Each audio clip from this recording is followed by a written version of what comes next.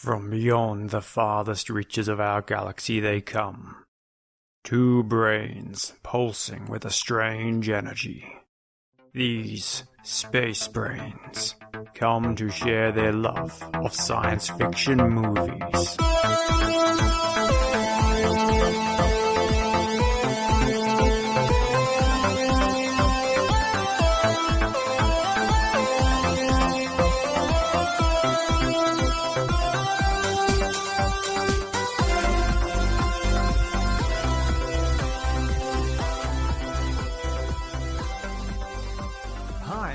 Welcome to Space Brains, the show where we joy-watch sci-fi movies and then talk about what was good and what was great. I'm Surrey, and this is Mark. Hiya! Tonight we are talking about a science fiction film called Alligator. It came out in 1980. So tonight we will reveal what we thought about the film, the ins and outs of the narrative and the film language, plus a deep dive into a specific piece of science that the filmmakers are proposing in Alligator. This film came out in 1980. It was directed by Lewis Teague and written by John Sayles. It does star Robert Forster, Robin Riker, and MichaelVGazzo. Gazzo. Our good friend John Sayles of Brother from Another Planet fame. Yes. So it's nice to see something else he's done. Definitely. Before we continue on, if you've not seen this movie yet, this is your spoiler warning. We're going to talk about all of the ways people die. Go back now, watch the film, come back and listen to us. It'll be well worth it. Well, that's what my mum says. Your mum is a big supporter of Space Brains, and I love her for it. And she also gives us feedback. So if you are out there and you do listen, you watch Alligator and you start listening to this, give us some feedback. Let us know what we're doing right, wrong, annoying, good, great, all those sorts of things, as we do the same thing when we look at these science fiction films. So Alligator is basically about an alligator that gets fed scientific experimented dead dogs, which sounds weird, in the sewage system, and he kind of just, he or she, we don't actually know, grows to an enormous size and then just basically goes on a rampage. Yeah, first of all in the sewage system, and then expands out into the city in the United States. When it is disturbed by this detective who is investigating the missing sort of people. It's an interesting 1980s horror science fiction, definitely.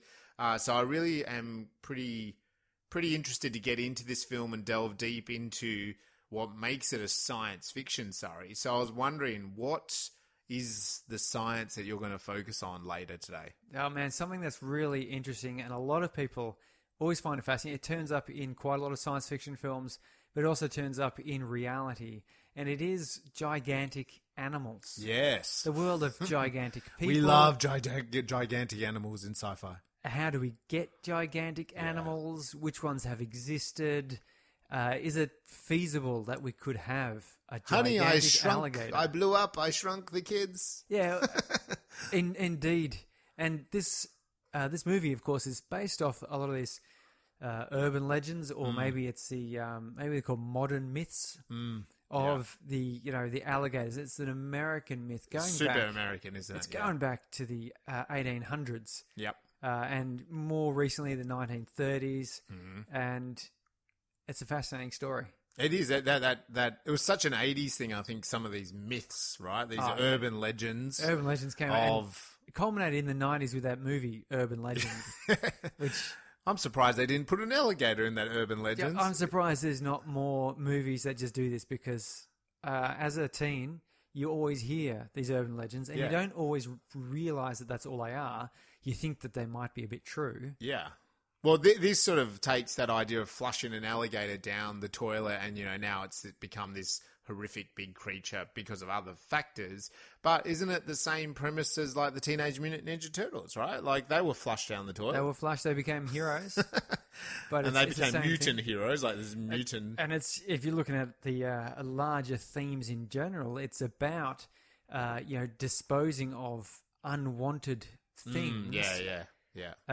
Just sort of like flush them away. Animals, creatures, people. Doesn't matter. Getting rid of the stuff that we personally don't value for whatever reason. Yeah. And then it comes back. In fact, my number one takeaway? Yeah, your number one takeaway for Alligator. I learnt that if you try to flush your problems away, they will bite you in the bum in the end. Yes, literally bite you in the bum, because we have that coming up behind the guy, don't we, a couple of times? There's a couple of, I'm just bending over and trying to inspect this thing on the ground here. Oh, this damn trolley is wedged. Quick. Here he comes. He's going to bite you on the ass. This penny seems to be wedged between these two flowers. I'll pull it out. That's right. So tell me though, Mark, was it hope, warning, or experiment? There were experiments in it. There were experiments, but to me, this is just one of those clear warnings. And I think because it does lean into a bit of horror, this film, I think this film is borderline horror science fiction. Oh, absolutely. But there is science in it. There's enough science in it to hold it as a space brain review movie. But yeah, just pure warning. Pretty much what you're saying. Humans like to get rid of our problems, and literally in this film it's just like flush it down the toilet, throw it out in the garbage, get rid of it, that kind of concept. And when we do that, of course, we kind of the balance of nature is put out of whack, I suppose. You think maybe it's one of these environmental tales, environmentalists almost where we're tinkering a bit with nature to try and manipulate it into our own goals without concern. That's one side of it. But then the other side, of course, as you said, we're just chucking these animals and seeing them as without value, and it turns around and bites you on the butt. Bites our butts. Yeah, I think it's a total warning. It just literally is like you can't just throw everything out and then expect no repercussions. I know. And this is what we're doing, right? Like, we throw everything out to the garbage tip for years and years and years, and guess what? We're causing this environmental catastrophe. We drive cars, we burn carbon, we burn coal, and of course we are now in this kind of catastrophe. If we went back to the 80s movies, when I was a kid, there was so many of these 80s movies. It's so obvious what we were doing. That's what I read, even when I was a kid and I saw Alligator. I just thought, you can't flush stuff down the drain and just expect it to be flushed away forever, right? Yeah. Flush away your problems. I do have to ask, so who are these people who buy little alligators as pets just because their daughter goes, I want one. Yeah. You're not getting a freaking alligator. You crazy? I wouldn't even buy you a cat, let alone an alligator. I know. But that's you and me in this era, in the 1980s. Who cares? In the 80s, well, the start of the film is in 68. Yes, but so it's even earlier. Yeah, so the little girl wants an alligator, having just watched it maul someone. Yeah. And the parents, rather than going, it's an alligator. No. It's going to become huge. Okay. Yeah. And then the dad just goes, I'm just going to flush it. Yeah. You're like, what sort of attitude is that? He's like, I know. You're with this kid, and I'm just going to put in a bag with these broken bottles, drive really fast, and chuck out the window of my car. Yeah. And the mum's sitting there going, what have I married? Yes. Like, oh my God. I remember seeing Jim Gaffigan say that joke of drive down the freeway and the guy just chucks the bag of rubbish out of the car, literally a garbage bag of rubbish, just throwing it out on the freeway. How bad is that guy's day? He's just having a rough day, isn't he? That's what he's into. Well, he's got a rough life, yeah. Yeah, he's having that's what he thinks it's acceptable, to just drive down a freeway and throw a bag of garbage out. So that's what the dad is like here. But it is. I think maybe also for us in Australia, this is a little bit of a culture difference, right? Because in America, you can own some of these creatures and it's fine. And people apparently, again, if you're out there in the United States listening to us, let me know if I'm right or wrong here. But, there's kind of, the allowance. You're in an apartment, you can have a big dog, you can have an alligator maybe. Well, you can have snakes. In a lot of these movies, you keep seeing snakes and there's giant tarantulas and, those kind of and things. other ridiculous things. I do wonder whether things have legally changed a bit over the year. But, again, they're big on their rights of guns and their rights of things. That, I can tell you, here in Australia, we try not to have spiders in the home. No, and we can't really get rid of them, can we? No, there's just an acceptable loss of life that you have to... you do have to lose a few children along the way. It just comes with the territory. It does. But yeah, I think maybe there's a bit of a cultural thing. And also, yeah, the fact that it is, as you said, 1968, 1980, that, well, yeah, you have a pet. Because the thing is, yeah, it's 1968, but then later in the movie, that guy does try to sell the alligator as well. No, he gets busted. But he gets busted that time. Ah, you know. Yeah, he does. Mm. Oh, well, that is interesting. So maybe, I don't... Who knows? This might just be the time beyond our knowledge. It is. If you tried to buy a baby crocodile, saltwater crocodile in Australia, you'd be in for a shock. They're not well-mannered creatures. Yeah. But I think, again, like with this theme of just flushing stuff away and the environment, maybe even environmental theme, whether that's majorly what John Sayles and Lewis were going for. But, you know, like here in Australia, you do go to those crocodile farms and there's baby crocodiles. You take photos with them, you hold them, all that kind of stuff. I mean, most of those crocodiles are not necessarily being treated that well, and they're basically being bred for their skin. So it's not like kind of, and you know, tourists come and they're like, yeah, take photos and all this sort of stuff. Like, you're not necessarily supporting like animal welfare or anything, right? Because it's just like a tourist thingy. So I guess that's the thing. Like back in 1968, here's an alligator farm. Yeah, buy an alligator, walk away. They probably would have done that here in Australia if they could have. That'd be terrifying. Because you do also, like, you know, I don't know about you, but like you go to places in Thailand or Indonesia and you'll walk down the street and they like throw a snake on you or throw a monkey on you. And they're like, take a photo, $20, you know, all this sort of stuff. And you're like, no. And it's just people making money, you know, like using animals in that way. How many times does a tourist either punch the monkey or get punched by the monkey? Well, either way. And then either way, you still have to pay them $20. So no matter what. So, but I just wonder, like back in 1968 in the US, whether this was just, this is just the acceptable behavior, you know? Why not? Yeah. What was your favorite scene? Sorry. Favorite scene? I really did very much like the very opening scene where there's a girl and her family. In fact, I think we learn that girl to be the heroine, Marissa. Yeah. Yes, later on, Doctor. And Dr. she's Marissa. there with her family, and we get a scene where like an alligator handler, God knows what he's doing there with baiting alligators or something. Yeah. He gets what he deserves, though, because he trips over, he gets his leg caught, and the alligator mauls his leg, and it's quite... But what I really liked about that scene, it's a great way of just starting a film like this, because this is the sort of film that has to have a bit of a slow build-up. Yeah. You know, you've got to introduce some characters, you've got to show what life is like and things so that you can then start introducing this monster. Yeah. And this is a great way of having that immediate education. By the way, folks... Here's an alligator. This is just a normal alligator. Yeah. And look, it's just savage. These guys, like, they're dangerous creatures. Yeah. Unpredictable. And you don't want to mess with them. Yep. And it was quite a nice sort of tense thing. I wasn't expecting. I was expecting, you know, the guy to jump aside and you know, not have this rather horrible scene occur. But it does. It does. And you know, anyone who's been listening to this podcast for long enough knows I have a bit of a dark part of my soul which finds joy in such tragedy and horror. You would have found a lot of joy in this whole movie then, wouldn't you? Well, like, there have been because also losing limbs and being swallowed. But you know what is really good in this movie? I mean, I've said previously I've looked at a lot of horror, especially when I was younger. I looked at a lot of horror. You know what is really good is that most, and I do say most because as the film progresses, it does change a little bit. But most of the people that get ripped apart are bad guys. Oh, yes. In this story. Like, in this story, they're sort of like, they're committing sin, which again is a golden rule of horror, that you commit sin, you're going to get ripped apart, right, by whatever the creature is, in this case, an alligator. There is some innocents that are taken. But you have to have that because that demonstrates that it is an evil creature. Yes, it's not a... Yeah.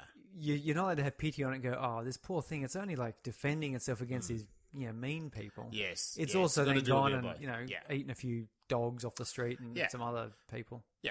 But it is, so going back to Surrey's dark side, I thought you would have liked some of those, like, you know, the fact that, the journalist is a bit of an asshole and then he gets ripped apart. And, I am inexplicably drawn towards monster films where people get eaten. The straight away at the start, we'll get into the narrative in a minute, but straight away, the pet store, he is dodgy, he is slimy, and guess what? Isn't he good, he gets though? bitten on the butt. Like, it's exactly right. That actor, he's so good in that. It was just...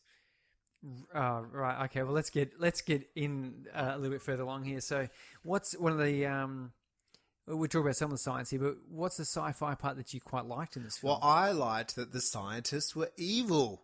Oh, that's I don't think we haven't really majorly had evil scientists, have we? That's because we've been in the more recent films. Like it goes through waves as to who the evil people are. The scientists save us, the scientists destroy us. In the 80s, it was definitely scientists were bad guys. In the 80s. That's what we grew up with. Scientists are bad guys. They're nerds or they're bad guys. It's one or the other, right? One or the other. But, Tao, the guy's pretty evil in that, right? Yeah. Because he's invented this machine, he's torturing people. So we have looked at a couple of films where, we've looked at films where the science is bad, but I really liked how, evidently, straight away when that pet shop guy, even that pet shop guy who was dodgy and sketchy and stuff, when he sees the scientist is just cutting up a dog, and it's like, I need more puppies. I need more puppies. He specifically says puppies. And then later in the film, even the pet is like, and you can dispose of these bodies, get rid of these bodies. We need more. We need to keep up the quota. And then later, as he tells us that he's cut out their larynx. As a dog owner, just calm. That's a great idea, by the way. Cut the voice box out so they don't make so much noise. It's a workplace. We can't have them barking all the time. Oh, jeez. We're just about to experiment. So I loved that the science was the fact that the scientists were just evil motherfuckers. Yes, corrupt, and of course the mayor and then you get head into of the science corporation. Slade, I think his name was. The boss of the company was a guy called Slade, and then he's corrupting the mayor and the police force, and it's great, isn't it? That's fantastic. What about your viewing experience? I myself have seen this film previously, but it's been a long time. So I might have been sometime in my teenage years. I don't exactly remember, but I definitely saw this film. Probably one of those periods of my life where I was really into watching a lot of horror. So some point in my teenagehood, maybe at some sleepovers, when you're 13, 14, this would have been the thing that you would have rented, the 7 movies for $7. Yeah, all you youngsters out there, you don't understand. Back in the old days. Go down to a place called, we didn't even really have Blockbuster. It came and went right at the end. But Video Easy. Yeah. And then just local video shops. Honestly, that's what it was. But you used to get 7 weekly VHS for $7. Yeah, considering now you go and jump onto Amazon Prime, I paid $3 to get the Tenet. Yeah. That was worth it. Mm? We should do that in a future episode because it's worth a second watch. Yeah. Yeah, I'm pretty sure, just like you, I watched this on a sleepover at some point in my teenage years. Indeed, because when you're 15, say, you're getting out and you're allowed to go down the video shop on your own. And you've got a bit of money, but there's 4 of you, and suddenly 7 movies of $7. You go, yeah, that's awesome. Let's do that, and we'll watch all 7 tonight. Yeah. Of course, as an adult, I'm sort of going, I would not watch 7. That's crazy. So $7. Yeah, same thing. Alligator, and I watched a lot of I watched The Howling. Yeah, The Howling. Was John Sayles involved in The Howling? Who was it who did The Howling? Well, that's a good question. I somehow think he was. But someone we just recently did. Yeah, we did, because we looked into a bit of John Sayles. Yeah, but we used to always rent that, and you'd watch 3 of the 7 movies in the one night before everyone conked out for the end of it. Oh, and you'd feel so seedy and gross. Yeah, I know. Sometimes a little bit more. I myself watched it, one of those things, and then I think I might have watched it a couple of years later as well, as part of watching a whole bunch The Howling, of it. screenplay by John Sayles. Yeah. So I watched it, The Howling, Alligator. I didn't realise I was a big John Sayles fan. No, neither did I. How about that? Yeah. So what was it like this time, you felt? This time was quite good. What I liked about it this time is I was, again, looking to get get that joy out of it. Because, it's 1980, it's 40 years ago. Yep. So you can imagine, the video quality, the sound, the type of music, the sort of action, the special effects, 40 years old. Yep. And we're not talking about 2001 Space Odyssey level of budget here. But you get into it, and the music works well. It's a bit Jaws reminiscent. Yeah, it is. But it does that.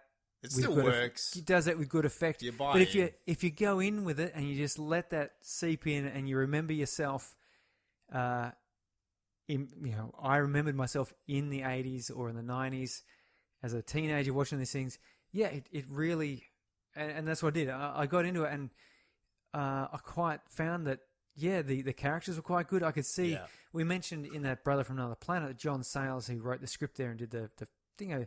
Amazing little vignettes, little characters. Yeah. In there, like these conversations and the personality quirks and were really in there.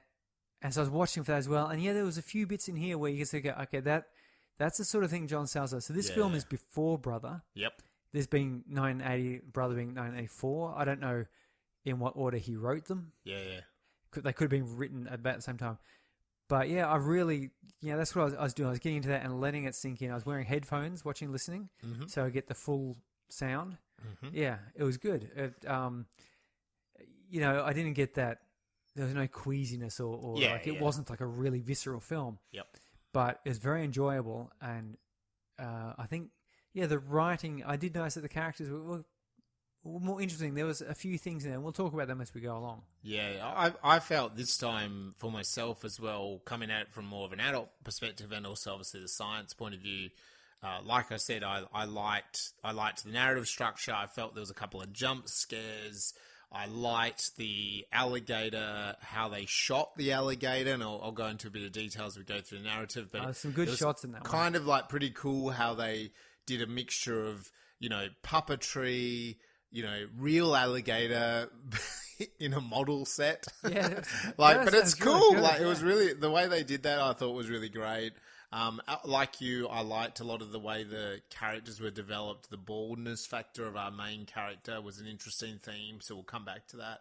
I kind of, it was, and also, and again, going back to the bad guys was so evident, and that the fact that the bad guys got ripped apart.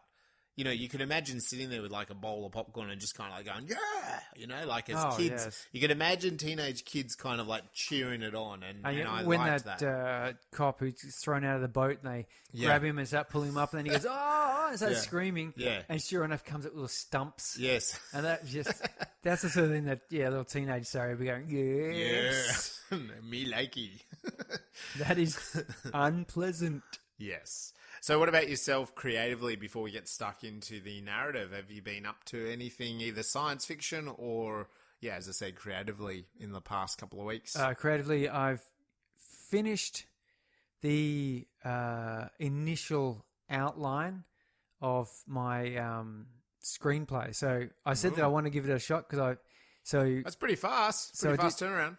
Well, it's not super detailed, but it goes through the major beats. Points. Here we go, yep. And I've got a bit of background story, show Bible type of information there, some information on themes and so on, and so there's a bit of background there. I wrote that audio drama, so there's a bit of a audio play, and that. Had its ups and downs. I'm quite pleased with how it turned out, all things considered. And from that, I wrote some books, and I thought, okay, great. I've written some novels. I've written that. I wrote this short story, and that short story really sort of captured me. And I thought, you know what? I've written this sort of horror short story, novella, and I've done audio, and I've done novel. I might try screenplay. Mm-hmm. So, big fan of all of these genre episodic series. Stranger Things, The Witcher. Obviously mine will probably be a little bit better than both of those combined. Yeah, of course. And the only way I'll be able to ensure that it is better than both of those combined is by never showing anyone. Yeah. As soon as I show someone, it's like, we talked about the uncertainty principle, Schrodinger's cat. so long as no one sees my screenplay, it is both the best screenplay in the world and the worst. Yeah, that's right. And you won't know until someone observes it. That's I'm afraid, much like the poor old cat, it's got a bad history of it. But we'll see how it goes. So that's quite good. Cool. Yeah, I've got to actually start writing now the script format. I've got a Google Docs plugin which formats in the right way. Yep. And my phone just detected me saying... Oh, hello. My phone just detected me. So that's another bit of technology. This phone detects me saying certain keywords, and that's doing a bit of search. Yeah. I mean, that's what I've also been up to. I've got that writing group. The writing group is just me at the moment, but a few people have now started to respond back and saying, hey, I'd like to come along. Yeah, that's interesting. So hopefully next week. Well, I don't know. It's Easter, so maybe not. I don't know. We'll see. Yeah. Yeah. Fair enough. And how about yourself? I just in the thick of planning, writing, like which I've been saying. I've been working on a couple of different scripts, which are not.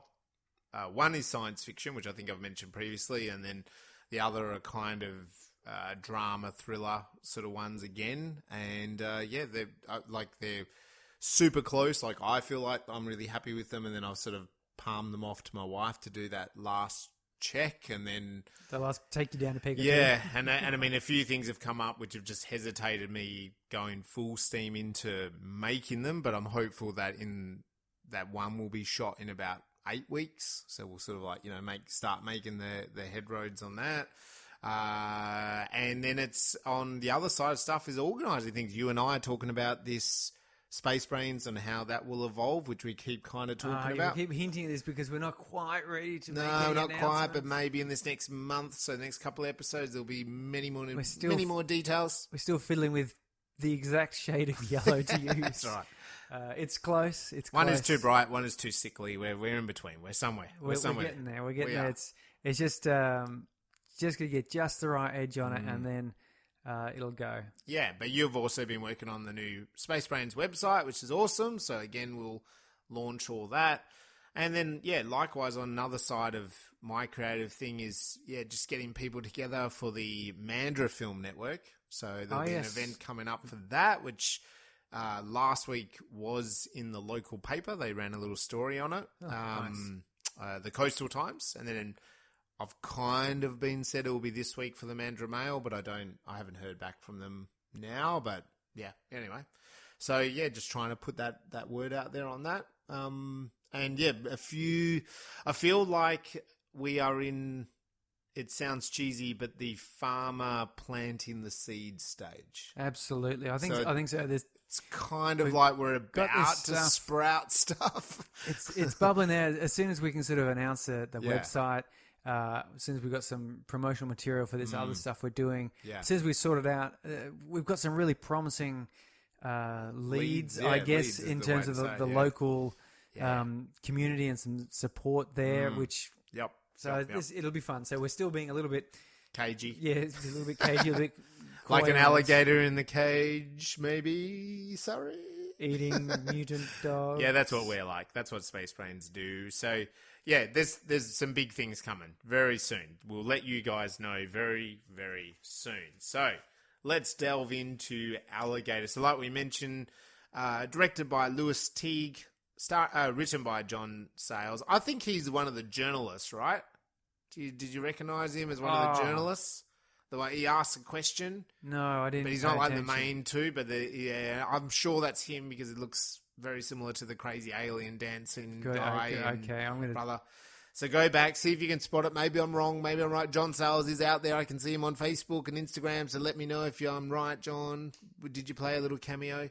Robert Forster, Robin River, and MichaelVGazzo sort of star as the key ones here. I noticed the budget was pretty substantial for this film. Like a couple of million for 1980 was pretty big time, I think. And it turned around a return of about 8 million. So kind of was in the good zone, good bit of profit. But and it's still going, I think. Really, it's probably still get some sort of revenue driven. Any of these animals eating people films gets fans. It does. And this is a good one. I mean, I liked the, very early, just talking about some of the things we liked before, but, when we get to the scenes where there's they fish out the arm, like the arm's really quite realistic, in the plastic bag, and same with the leg and the dogs and stuff. They all look pretty realistic, I liked it. So we'll get stuck into the narrative. One thing I want to say in this film, which really stood out to me, and I think they did it very wisely and also very cleverly, because films don't always do this, is signs and symbols. So throughout this film, there's a couple of key signs that I picked up on, and I'll kind of hone in as we go through the narrative. But one thing was alligator signs. So just literal alligator signs throughout. So whether it's like the toy alligator, whether it's the eyeball, whether it's the tooth, they all kind of came around, and I'll kind of point out a couple as well when we get there. The other thing was water as well, like water kept reappearing, and they didn't just do small amounts of water. There was like large volumes of water in this film. They were wading through it almost constantly. They were wading through it, yeah. I gotta say, those signs, I was picking up on those. I really liked. Yeah. You pointed one out there about in the police station. There was one maybe you didn't notice, was they were at, can't remember whose house it was. Maybe it was Marissa's house. Yeah. And there's some like black and white movie poster type things. Yeah. And one of them had like in script, it said Ramon Santiago as like one of the actors, and her pet alligator's name was Ramon when it was flagged. And so there's the cop sitting there with the name Ramon just over his shoulder, like a newsreader. Yep. While they're talking about this alligator, and I saw that and I thought it was quite an interesting little thing. And of course, they said the sign and the police force and some of the graffiti about the place and things. Yeah. So we'll kind of pick that out as we go through the narrative. So how does it start? Sorry.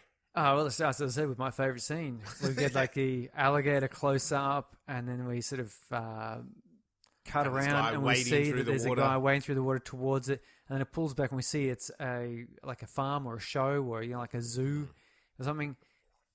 Again, I'm not entirely sure what the guy's doing, but the alligator sort of makes a move, so he steps back and slips. His foot falls between two logs, which fall back, and he trips. Yep. And his alligator goes, "Ooh, oh, H&S there." And they had no safety equipment whatsoever, which I think is 1968. Yep. To be fair, I know that the workplace accidents were much higher. They were back here in Australia as well. There's a good reason why we got all unionised and had labour and and sometimes it takes events like this, like at an alligator farm, that a guy loses his leg, that you go, oh, we need better safety. Well, maybe there should have been someone with him with like a stick or stick something to poke the alligator away. But anyway, there's this little girl's watching this alligator dude get his leg mauled, and it is blood, and it's quite, it's really horrific. Excellent. Yeah.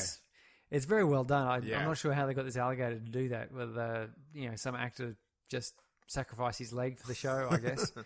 and the family around this that watch this guy get dragged off on a stretcher, and the voice of the microphone is, it's all right. Well, what do you expect? You came here to see a bit of action, and you got it. Yeah, I liked how both her parents and there's two good things there. Like both her parents, they said comments like, "Oh, it's just part of the show," and do they have to use so much fake blood? They use a lot of fake blood, and also it was interesting how that was shot, because it was kind of like just totally shot from the girl's point of view. So it was very kid-like in that she was really observing and seeing every bit of detail, but the parents seemed to be ignoring it, and it seemed that way with the rest of the crowd. Like the crowd were kind of like cheering it on, and then when it seemed serious, they kind of backed away a little bit. But even when they pulled that guy away, and that. You just said the voiceover guy's like, well, you came to see a show, ringmaster sort of style. Other people were like really staring and then going, oh no, he is actually hurt. Yeah, that would be horrific to watch. I gotta say. It'd be. But it doesn't turn this girl off alligators. No, she wants a little pet alligator, and she does. She gets one. Dad's not so pleased. But they take it back to Chicago. They do. Because, where else are you going to take an alligator? No, that's right. To a cold climate. Yeah, to a cold climate where it's surely... Anyway, I suppose it's a bit warmer down the sewers. So she takes it down there, and the dad comes home and he says, I've had it up to my eyeballs with this. I don't know what the alligator's done to him. Well, he mentions, there's bits of alligator poop all around the place and it's just chewed on stuff. And so he grabs it, takes it up and flushes it out, which is a really weird way of getting rid of it. I would have just taken to a pet store or a vet or something. Well, if you just kill it, right? Like put it in the freezer. Yeah. Or just chop its head off or something. Yeah. With a shovel. Flushed it down the toilet. Yeah. And here we get a bit of camera work going through the pipes and sewage the system, water and the flash. And finally we end up down here with like a little outlet pipe spewing onto the path in the sewer, I guess. System, it seems a strange... You wouldn't think a toilet would actually just dump out like that, but okay. You never would, but that's how they always show it in those American movies. They always show it. The Teenage Mutant Ninja Turtles as well. It always shows exactly this the same. Great huge tunnel that you can walk around in. Yeah. Because I'm pretty sure that most of the sewer network is not like that. No. It's actually quite a bit smaller. Yep. But they always have just the little just a pipes, tiny pipe with a bit of water joining on with a bit of water trickling There's always out. dripping water. If you're always dripping water, where's all that water coming from? Yeah. Well, anyway, so they do bring this up. There's a bit of a line which says later on in the film that they've got a combined drain and sewer system. Okay, yep. So, because I was thinking that looks more like a stormwater drain. Yeah. Like you don't just have sewers like that. And they're not that big because sewers don't handle that much water. Yeah. But anyway, a little alligator drops down, a little Ramon drops down onto the thing and just kind of blinks its eyes and sort of scurries off. It's cute. It's really lovely. Cute. It's a little 12 years later. That's right. We have Detective David Madison, and he's a bit of he's a great 80s, world-weary, tired... leather jacket wearing. No bullshit kind of... he's seen a bit of shit on the scene, right? And he goes into this pet shop. He's played by Robert Forster. And he goes in saying that he's lost a puppy and he's buying a new puppy to the pet shop owner, who's this great... Again, all the roles in this film, besides like the couple of key characters, and even really Robert Forster, they kind of like... None of them are really classically Hollywood good-looking people, right? Like, and this pet shop guy is perfect. He's a bit overweight. He's balding. His teeth are a bit... He's got his teeth are pretty dodgy. He's not good-looking. And he just... Once this guy starts saying he's buying a new puppy and he lost... His old puppy was stolen or lost... he goes, this neighborhood, people take everything. Well, he does this thing where he looks at him really oddly and like really penetrating with his eyes and goes... I know what you're going through. And the cop sort of looks up a bit. And this is one of those, I think, John Sayles script moments. The cop sort of stops and looks up and goes, questioning glance at him. And the guy he looks just a little bit too long without answering, with his mouth a little bit open and sort of looking, it's just a bit, you immediately go, oh, what the hell is this guy? Yeah, this guy's sketchy. And he says, you're balding up the front and the back, just like me. And he shows that he's balding as well. And okay, like the cop sort of goes, Madison sort of goes, oh, okay, yep. And that's where he starts talking about the puppy, and he wants a new puppy. And there's some dogs have gone missing on the street. And the pet store owner goes, oh, no, yes, that does happen around here, I suppose. This neighbourhood, Yeah, and always blame it on the neighbourhood. You immediately get this real bad feeling about this pet shop owner. Just that. You do. Immediately, it's the kill the cat moment. It is. He hasn't done anything wrong. No. But just the way he opens with that, I know what you're going through, kind of, he breaks the social norms by looking a bit too intently and just launching this, what seems to be a rather personal kind of observation. Like, it's a bit too personal. It's way too personal. If it was like, I know what you're going through, and he's like, what do you know about me? Like, oh, you've just lost your pet, you must be sad. And so he's like, you're kind of making assumptions about me, and we've not even said hello to each other yet, and you're already trying to probe my inner psychology. That's just not right. No, it's not at all. So I think it's a great job. That actor guy doing his pet shop. He does. It's straight off. You go, he's a creep, and there's something wrong with him. quite often in those sort of horror films, like the people go up to the cabin in the woods, they always get petrol on the way. Yes. And there's that real dodgy country bumpkin kind of scene. And this is a bit similar to that. Yes, it's a warning, isn't it? It's a bit of a warning. But what's great compared to a lot of the time that what happens in those other horror films is like later you'll see those people being murdered, the country bumpkin. And it's it's a bit of a trick. What sets off as like you think that they're a bit of a bad person, they're actually then a victim later, right? But in this film, this best shop guy is a bad guy. And so it's more setting up the stakes of he's a bad guy, he needs to get eaten. Like it's pretty obvious that he's going to get eaten at some point. And he's the first sacrifice. But before he gets sacrificed, he takes us on a journey to the science lab, he's driving down the road, the pet shop owner, and he sees a dog, a loose dog, with a collar, so it belongs to someone, right? They've got the collar, deliberate, and he sort of tricks the dog, come over here. Anyway, and then he goes to the science lab. I can't remember the name of the company. I think it was just Slade Industries. Slade Industries. Chemicals or something, yeah. Tony Stark Industries, something like that. Tony Slade. Anyway, so he goes there and comes into this science lab. There's a young scientist who's mutilating some sort of dog on a table. This young scientist is actually classically good looking. He is. He's got the bum chin. He's got the blonde sandy hair combed off to the side, the penetrating eyes. Yeah, but you would have expected this guy to be.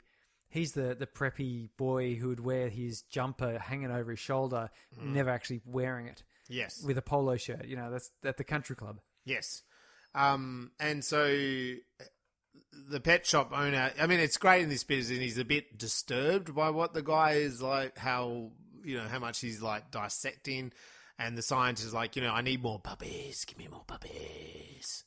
Yes, he's very specific. It's very it's deliberately, 3 or 4 times he says puppies, and at the same time there's these garbage bags with puppy corpses, and there's dogs in the background in little tiny cages. So these guys are bad. Straight away, it's so obvious they're bad. And he goes, I need more puppies, and get rid of those ones, dispose of these ones. And he does mention to him that a police officer had come by. And so the scientist is okay, well, keep an eye on that. At the same time... he offers him cats. You sure you don't want some cats? Yeah, you want some cats. I've got plenty of cats. I've got lots of cats. Yeah. No, puppies. At the same time, the detective, we see, rocks up at the sewage plant, whatever you call it, and they've fished out... Separating waste. Yeah, separating waste plant. If you're out there and you work at those places... Sewage plant, probably. I don't know, something like that. Anyway, and there's the police officers and there's these guys in orange uniforms, overalls. So 80s, those uniforms, eh? And and they're fishing out body parts, basically. And so they're starting to say, there's a body that's rocked up. It's a arm with a watch.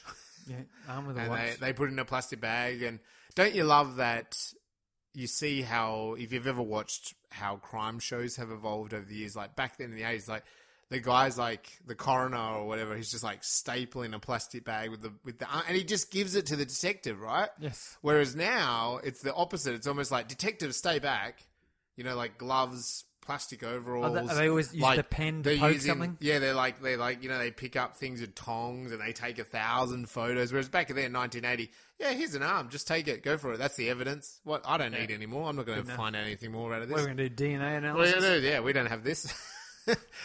So we sort of know that something's a bit aloof, and at the same time, they've also fished out a rather large dog, and they're speaking to this woman who's the owner of a small dog, and she's saying, "Well, this looks exactly like my dog, but it's enormous." Yeah, and they're going, "Well, maybe it's your dog. Are you a bit mistaken?" She's like, "No." She goes, "But it's weird because it's got the same birthmark and it's got the same collar and the same footprints or something." I don't know. She says a bunch of detail. I can't quite remember. I was a bit like, what the? And she pulls out the little knitted sweater. Yeah, said 2 months ago was wearing this, and it's a little clearly from maybe a Pomeranian or a Chihuahua-sized dog. Size, it's a tiny dog. Whereas this corpse is a really big dog, like a Dalmatian. It looks like a big mutt of a dog. Yeah. So that's kind of a bit, things are aloof. Back to the pet shop guy. He's then got the trolley and he's going into the sewage system. Pet shop guys. It's like a bad cover band. Yeah, it is, isn't it? And he's got his trolley and he's got his garbage bags and he's taking them into the sewage system and just going about his business. He's used to doing it, obviously. And he gets to this kind of drop point where you can see there's a ladder going down, there's water, there's a sewage grate, and there's a big, huge pipe where water is draining through. So he kind of starts chucking the dead puppies in their plastic bags. He throws them into the water. He throws out one, and it just whomps onto the ground. Oh, that's pretty gross. Yeah. And so he's like, ugh. So then he has to climb down. And then, of course, as soon as he starts doing that, in true horror film style, we start to get the point of view camera. We start to get, that there's a bit of suspicion, and you're like, he's gonna die. He's gonna die badly. Well, we get but it gets worse than right. Like he kicks the corpse into the water, but then he realizes that there's a trolley kind of blocking the drainage system, and so I guess. Like, I was thinking, geez, like, he's really going... That's a lot of commitment. Like, even if there's a sewage worker finds a dead dog, does it really, like, come back to him? So, but anyway, he was committed to the cause. He hops into the water with this kind of Jaws-esque music going on. I wouldn't have stepped in that water just for the sake that you've been chucking corpses in there. That's some dirty-ass water. That is, right? That's nasty. So he gets in there and he starts rocking this trolley, it's blocking the system, and he's bent over, and we've just got that... If it's a rocker and don't come chomping. That's right. And his butt gets bitten and he gets ripped over. And of course, like, we're joking here that his butt you can make it sound like a comedy, but very quickly there's, blood spray. Yeah, we get the Monster Vision camera. We do. And he screams and the camera moves in very close, very fast. Yeah. So we know that he's been gotten. Yeah, he has. So then from there, and again, I liked this in the narrative, Surrey, that it's really rapid, because then the detective is they're fishing out that guy, the pet shop owner's leg, I think, right? Is that his right? Leg and then his shirt. And his shirt. Like, so very quickly it's like, they've escalated the story, because we're only about 8 minutes into the film here, and we've already had, the baby alligator, and we've had, like, two or three death, body parts rock up. We've had the pet shop sort of scenario. We've had the detective introduced. And so they're like, oh, okay. So then he's told that he'll have to front the press over this tomorrow. And he'll be rocking up. And when he does rock up to the press, he's pressed about, is this a serial killer? So they're starting to say, well, there's two dead bodies. Is this someone like mutilating someone, body parts, disposing of them? Well, see, in the 70s and 80s in the United States, there were a lot of serial killers. There must have been. And there were also like, death cults. And yeah, there was a real association, basically a concentration of serial killing through the 70s, 60s, 70s, and the 80s. Yep. There's various people who have attributed thoughts to this, but since then we haven't had the same level. Some people say the reason we haven't is because we've gotten so much better at detecting crimes. We catch them before they're serial killers. Like, we get them when they kill the first person, and we actually take it seriously and get them off the streets. Yep. Whereas in the past, I'd go through 8 or 9 prostitutes before they then pick off someone who wasn't a prostitute, and all of a sudden it's important to catch them, and then you find out they've gone through half a soccer team's worth of people, it's terrible. So in the 1980, they're asking, is there a serial killer? Yeah. That's, you wouldn't ask that now. If you found the body parts, they go, what could it be, a murder or an accident? Yeah. Or isn't it, in the 80s, they're going, Chicago, we're going to have another serial killer. Yeah, 2 deaths. We're on our way. These sell magazines. These sell newspapers. This is fantastic. Yes, definitely. Well, just on a little side note, Night Stalker is a Netflix doco series, not at all science fiction, but very interesting about the Night Stalker serial killer in LA. Check it out. I really liked that series. The interesting thing in the press conference is it is revealed that our main character,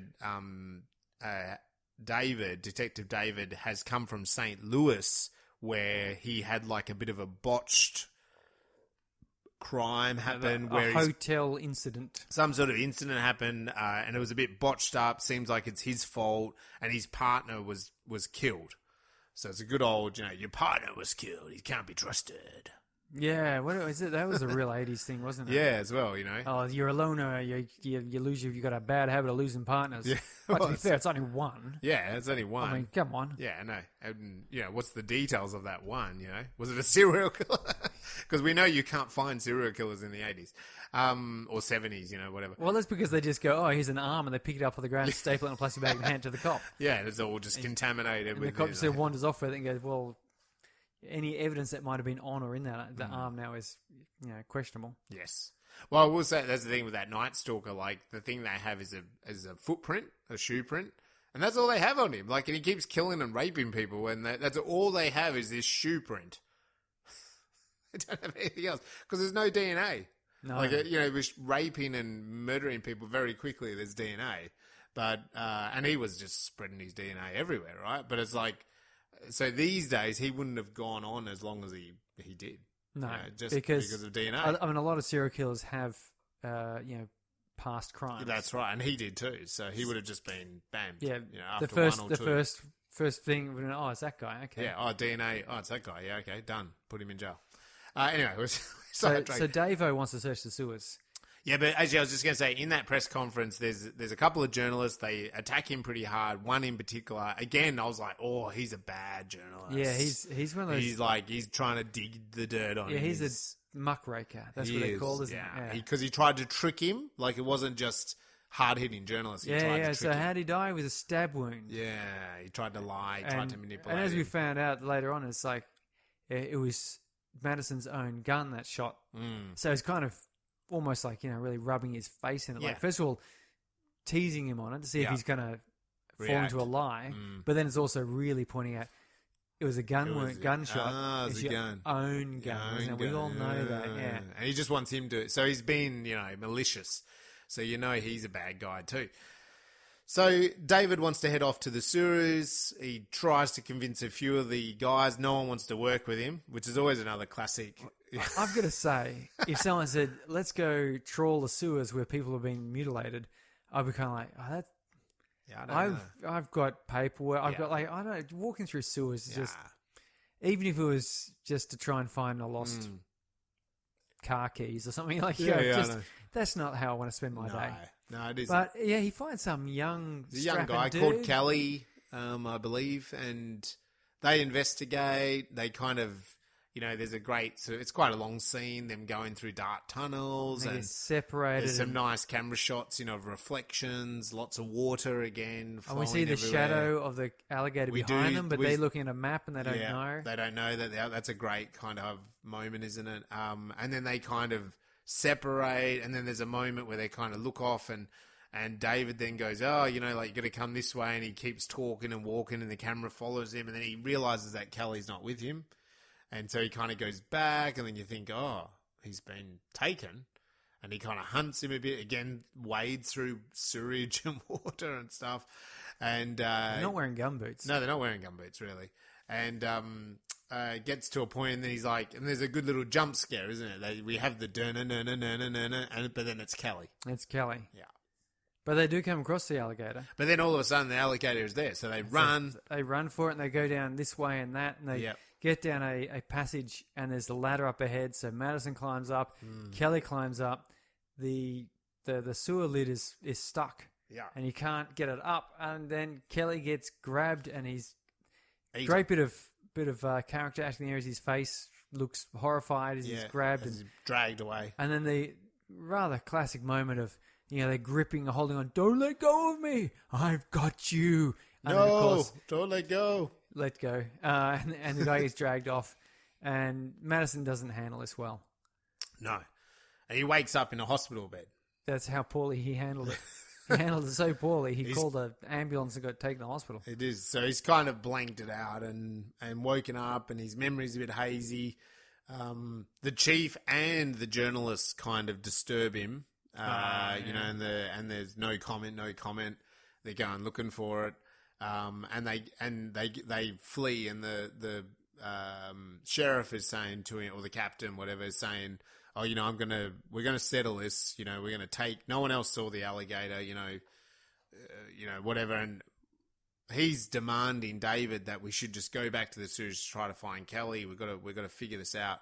So he says, "Oh no, I'm going to take you to an expert." And he takes him to this Marissa. Yes, Marissa which is Kendall. the girl from the start growing up. She's a doctor, a PhD, specialist. I don't know what you call these people. Played by Riker. There you go. I'm sure there's a bad guy in one of the Arnold movies. Yeah. Riker. It's not part of the deal. So she's this expert at this university on reptiles, and she basically dismisses the idea. She's like, alligators need sunshine. How could it survive in sewage? It would need a constant food supply, which we know it does. We know it has a food supply. As the dead dogs, right? It's interesting here about the whole ownership of this alligator. It's never outright said that it is. The implication is 12 years later, so you're assuming this is grown up. And that's why I think when they're talking and they're sitting on the couches and the post-it says Ramon behind it, it's kind of like that little hint going, it is her alligator. Remember that. Yeah. So that's nice. But she just sort of dismisses it all. So then they walk away, and the captain's like, see, I told you, she's the expert. You don't know what you're talking about. Yeah, she said, they get up to 15 feet. I had to do a quick mental calculation and divide by about 4.8 meters or something. Yeah. Which, that's big. Big, but it's not big enough to eat I could kill a person, but, it wouldn't be disposing of bodies like that. No. And as she said, it would have died off. It would have died. Basically, her point was, it's too cold and there's no food. Yes. And not a space, really. Yeah. But have you seen these sewage systems? They're really big. Noxious gases. Huge sewage systems. And we know there are noxious gases, and they had to have, gas masks. Yeah. But, the old reporter, the mean dude, he goes down the sewers by. Again, you're going, people have died down there. Yeah. That is without question. Yeah. And this is what gets me in horror movies all the time. Some crazy cop comes out of the sewers going, oh, a giant alligator took my partner, and a giant alligator's been ripping people apart. And you kind of go, okay, that sounds a bit far-fetched. Yeah. And the experts are going, yeah, that's just not an alligator. But it seems in horror movies they always go, okay, well, he's just talking crazy. And they dismiss everything. Let's go and investigate. Whereas the by scientist, myself. And the scientist, the woman there, surely be going, okay, it wasn't an alligator, but we have at least 2 dead bodies that we know of, a number of dead animals, and also this missing police officer, which we've got to assume was taken and killed. These guys both had guns and training, and they're not idiots. Yeah. So there's a whole bunch of dead people ripped apart. Okay, it's not an alligator, but it's still not a place you want to walk in there by yourself with a camera. That's right. Let's say it is just a serial killer who's a little bit capable. You're still wandering into his lair with it's just horror movies always do this. I saw a werewolf. We go, oh, have you been drinking again? Yeah. As opposed to saying, okay, well, you might not be a werewolf because that sounds a bit unrealistic. Yeah. But you did see something. You're covered in blood, and it's not your and your friend's is disappeared. Let's take it for granted that something horrible has happened. Yeah. Despite it doesn't matter what the explanation was. It's still something we don't want to encounter. A dude with a chainsaw, don't want to know about it. Yeah. Or a werewolf, I don't want to know about it. No. Let's go to the police and leave, and hospitals, and Well, let's at least go and investigate with a group of people with weapons and cameras, and let's do it as a group because that's how humans survive. I'm not quite so brave. I would be hightailing it with a group sensibly. Yeah. Anyway, so the reporter goes down. He takes some pretty cool photos, and it's a nice little touch that he's staging a bit of the photos. It's cool there as well. He comes across rats trying to escape the water. It's a nice sort of bit of foregrounding, I think, of there's something else in there. Doesn't he see some horrible mutilated dog? He does. With worms or something? Worms and that. Yeah. Yeah, and he's getting some photos of that. He gets some photos and of again, he's bending over. And it is just a bass line. Yeah. So close to Jaws. It is. But hey, are we going to get sued? It was effective. It's effective. It works. I mean, the reason they used it in Jaws is because those strings are very tense. Yeah. He gets mauled, and we see this alligator. This is quite a treat because I do know I've seen a number of these 80s horror films where you get, $1 each sort of thing. And often you don't get to see anything, not for a long time. Yeah. They'll have like their one special, here's the big moment where we reveal some special effects because we're on a shoestring. But this alligator, it's in there and it's biting him. It's not too unrealistic. I think they probably actually got something very much like an alligator's head. Yeah. Maybe a stuffed one. Yeah. I don't know. But it looked quite reasonable. This film, I think, really pulled off that even for 1980 and now it's 2021, that there's enough realism, puppetry, fake, Jaws, whatever. But they kind of mixed it all enough together that it's realistic enough. Some really fast-paced editing, and you feel that's a really nice moment with the reporter, which has been done in other films, like not Alien. I think, is it Aliens or is it Alien 3? So it's like the idea of like flashing photography, the strobing, and the strobe effect. So it's like you just see some little flashes. And, of course, we're like, well, he's taking photos. Those photos are going to have to rock up. Like, it leads the story on, doesn't it? And that's exactly what happens, literally, I think, in the next scene. Yeah, they find dead reporter, which, of course... No, they find the camera. It doesn't look good for David, though. No. Madison, there is sort of that unspoken, like, oh, really, this guy who's been giving you a hard time disappears. Yep. But, sure enough... They're still doubting the alligator. He says it's the alligator, I swear. And they're like, the expert has said otherwise. Yep.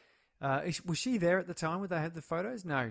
No. So the dude comes out with the cameras and shows them. And out of the dark room. Yeah, he says, look at this. And he says, oh, that's like a dead dog. Kids, if you don't know what a dark room is where photographs get developed in the old days with chemicals. Yeah, you didn't just press print. No.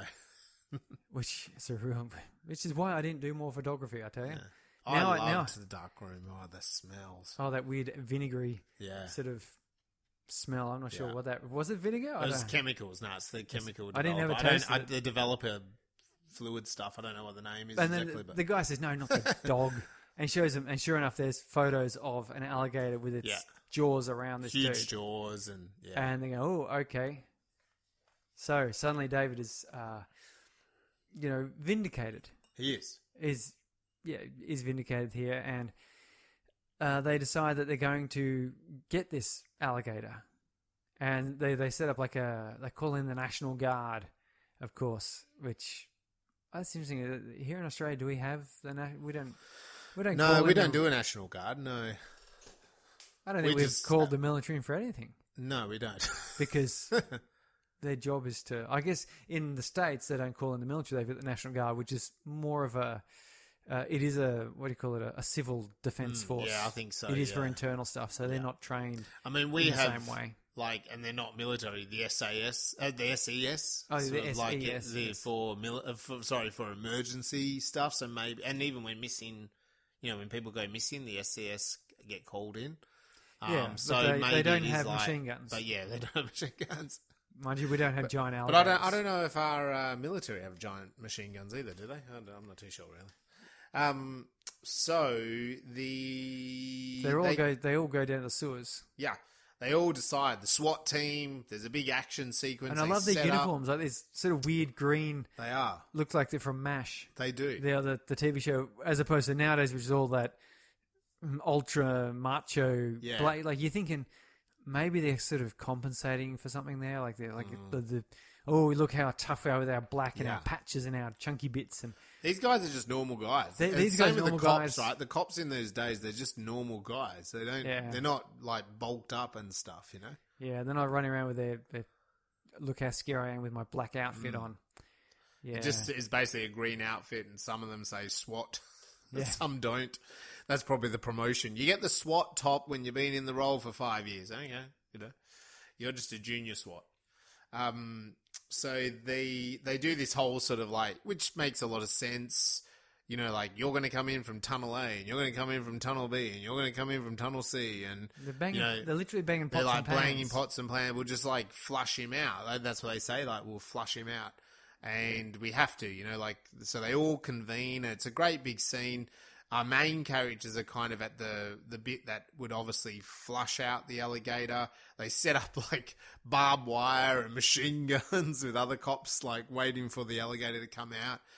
He's got a giant map, and they're wading in water that's like up to their knees. Yeah, even the car is sitting in water. They've got like just a pallet there with a desk and chair in the water. In the water, and the car like is just a normal sedan police car. It's just sitting in the water. Yeah. That's what I meant. The water's in this film, and and then Marissa turns up, and he's a bit like David's a bit like, "What are you doing?" He's like, "Well, I thought I'd help. Like I thought I could come down and lend a hand." And the SWAT team is banging, and they convene, which I thought was pretty cool. Hey, like they came out of their different pipelines, and they like look at each other, and they're really marching, and they're walking. Anyway, then David gets the sort of notification that, we're like 5 minutes from the exit, so he might be coming. This creature's coming out ahead of us. So he preps everyone, and it's a great those cops. They all like lock and load. They've all got big guns, and it's a Terminator scene, really. Had that alligator come out, then he would have been in trouble. He would have been in trouble. So they do that, and then they're like waiting, and you can start hearing the banging. You can't see anything. They're looking down this dark tunnel. I thought that was a pretty cool scene. And then it goes silent. Then it goes silent. You're like, has he got them all suddenly? Yeah, what's going on here? And then the lights come around and don't hold your fire. Hold your fire. Yep. And everyone lowers their guns, and the guys come walking out and they go, well, we didn't get him. Well, you missed him. We missed him somehow. And David, I guess, turns around and the captain's like, we've got to get out of here. Like, let's just fang it. The reporters are going to be here, and this is not great. I did think it's quite funny. They just fanged it, the captain and him. It's like the SWAT guys, and they're like, what do we do? Do you want us to go down another tunnel? No. Oh, okay. It's over. It's over. Yeah, so they jump in there, and I think the mayor was wanting to get it sorted out as well. Yeah, he was. And of course, so they go off and they leave, and they hide from the reporters, basically.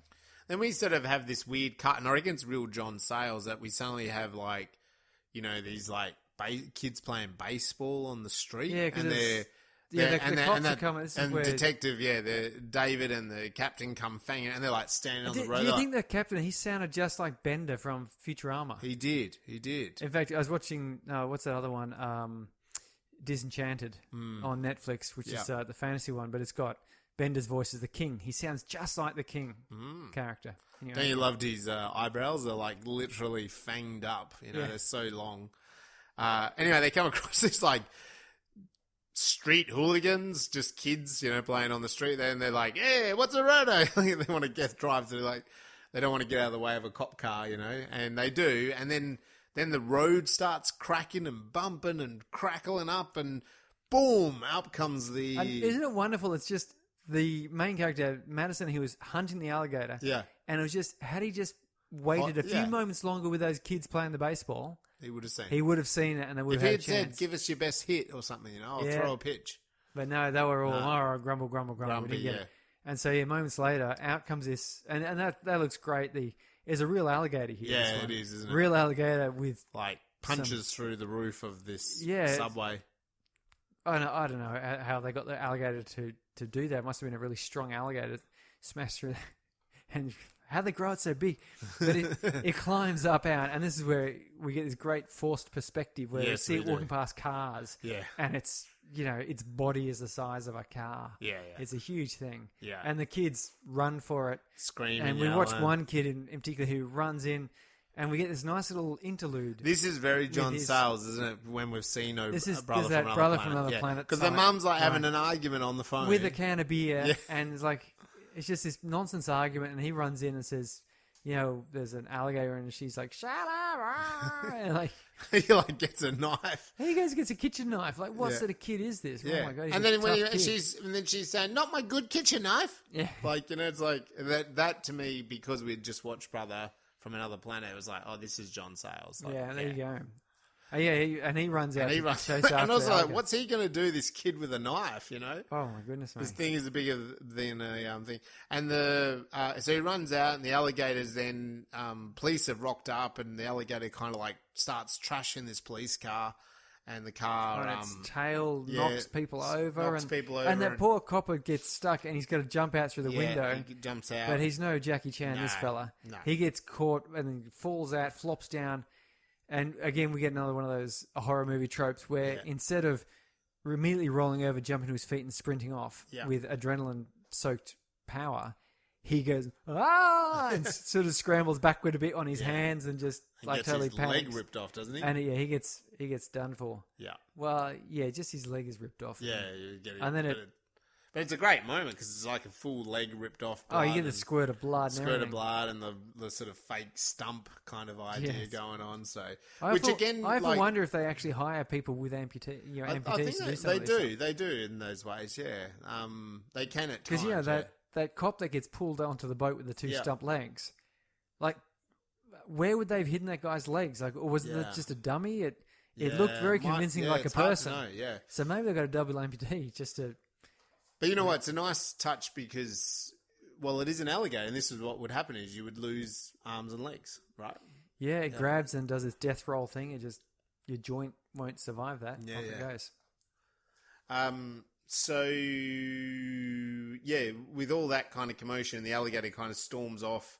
It starts to now become like a mass city hunt, and the mayor's involved. They're at this like nearby lake, and they're like, oh, he's probably in the lake. And the police are like bombing the lake. They're throwing in charges. Where do these police get hand grenades from? I don't know. And I also love, like, it's such commotion with the boats, isn't it? Like, they're all, like, just fanging it on the boats. They're not just, like, mechanically. Earlier, when the SWAT team went through the sewers, there's an extremely mechanical, like, robotic, like, you know, we all go down the pipes, we're banging, we're all going convening at the one moment. Whereas on this lake, they were just, like, bombing the crap out of this lake. Yeah. It was very sort of, like... They weren't dramatic, you know. They weren't sort of starting at one end and methodically moving towards the other to they were just get it. going crazy. Just going nuts, yeah. And someone said it's not a submarine. Yeah. Well, I think that's what the hunter turns up, right? Oh, yeah, this guy. This guy. He doesn't have a bald patch. He has got the thickest, most lush hair you could imagine. So this guy's called Colonel Brock, played by Henry Sylvia, I think, or Silva. And he's brought in because he's a big game hunter. And yeah, you're right. He says straight away, it's not a submarine. Yeah. And it's kind of like instantly like, I'm going to take it over. And Marissa, I can't remember what she says. She says something and he's like, hello, beautiful lady. Let me tell you a thing about big animals. You know, like... You know, it's very primal when I'm hunting and coming up behind a big animal.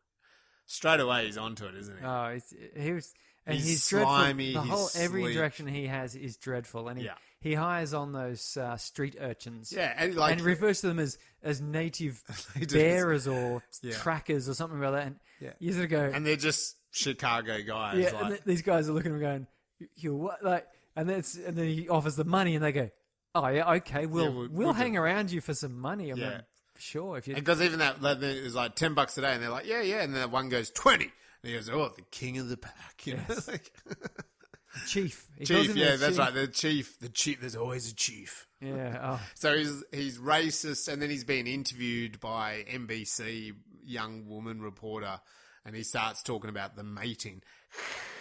He's like breathing. What's the mating call of an alligator? And he does this.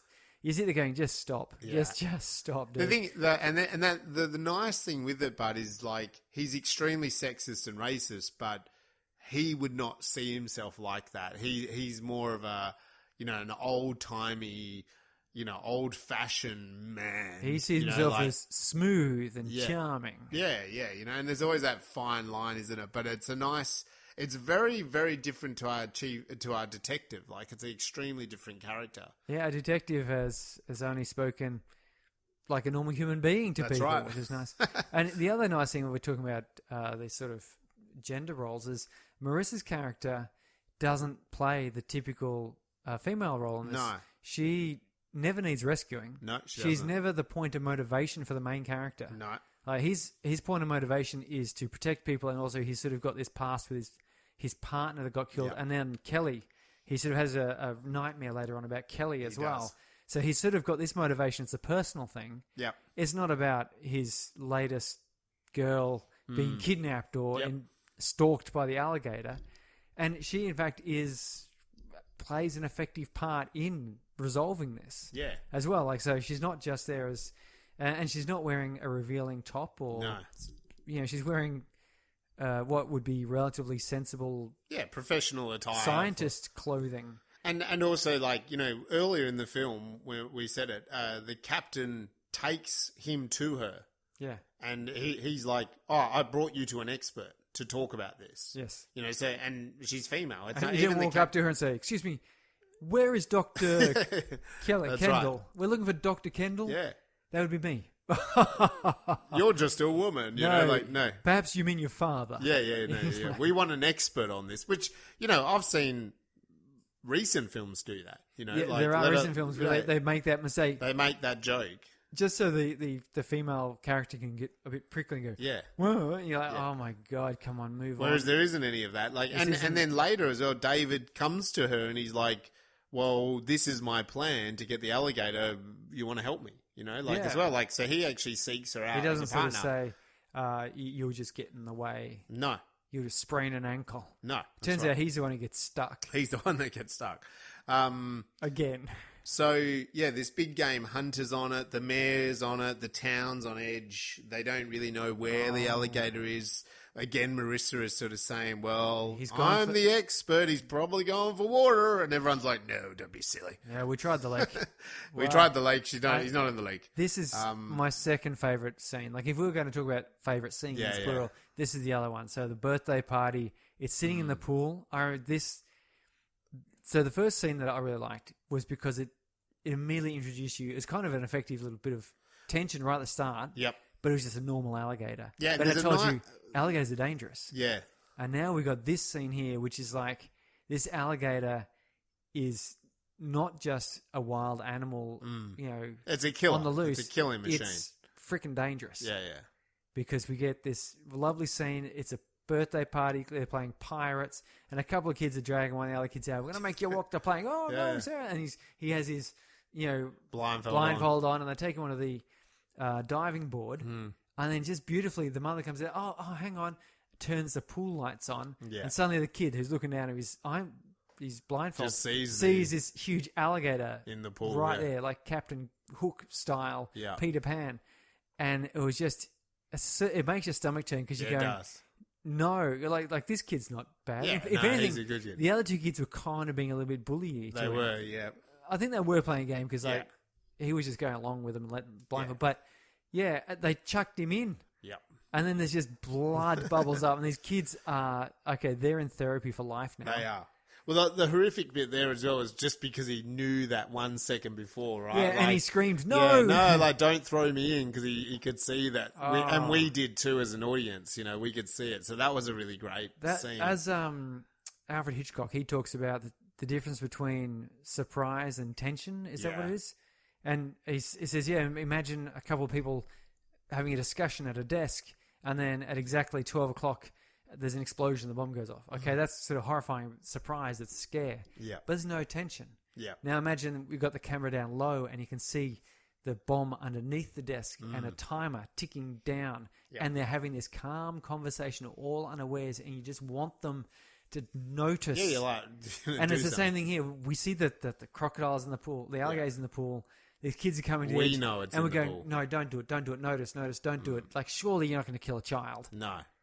They do. They do.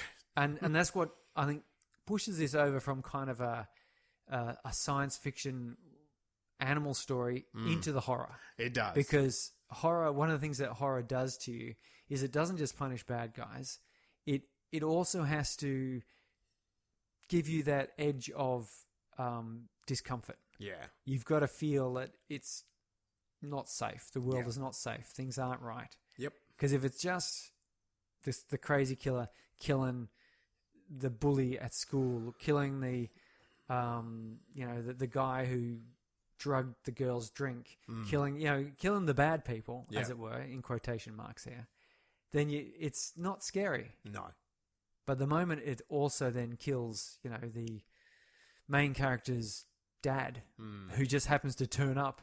Hi, honey, it's time to come home from the party. Yeah. What's this? That's a nice costume you got there. That's where this movie became a proper horror movie. It did. So yeah, we do have the good blood in the pool, and there's kind of chaos and stuff after that. And there's a real sense of urgency, I think, after that, isn't there? Of like, yeah, because like now it's killed a kid. This alligator is not just kind of a public disturbance. It's, murderous. Yes. So Brock, the hunter, kind of gets some information from his tribe, his tribal guys, just normal people, and they're saying like, oh, they heard weird noises down this alleyway and stuff like that. Boogie Alley or whatever. Yeah, Boogie Alley, and so I think probably has different meaning in Chicago, 1980. I think so, but anyway, he goes down there, and they won't go with him, which is also a little bit interesting. I reckon it's a bit John Sayles.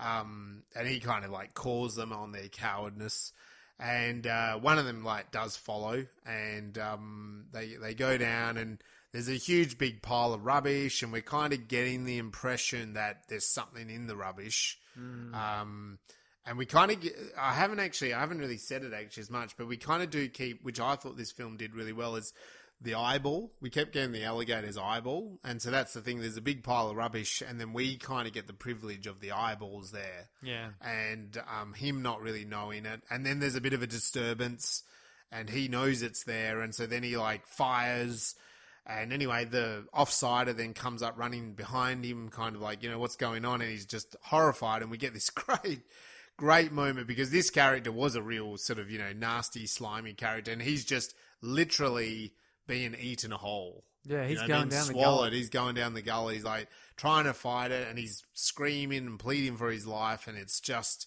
he's being slowly swallowed. To the credit of the fellow that ran down after him, he picks up the gun and tries to shoot. Shoot a couple of them. Runs out of bullets. Yeah. 2 shots. He's done. It's a hunting rifle, not a machine gun. Yeah. And then he hightails it with the gun. Yes. Which I know you probably sell it. Yeah. Why not? Add it to his collection Yeah. of all the other hunters who have come down and patronised him, and he's just sort of collected their equipment as they've died down here. So we then sort of have a little bit of David and Marissa, their relationship developing. There's a scene there where he's at his place. It's that one you've been talking about, the Ramona poster. Yeah. And they're kind of, they're getting a bit intimate with each other.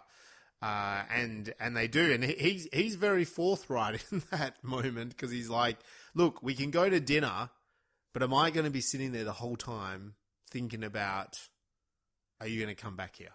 And it's kind of implied that, well, she wants to come back. She thinks for a moment and gives a bit of a snog. Yeah. He says, do I take that as a yes?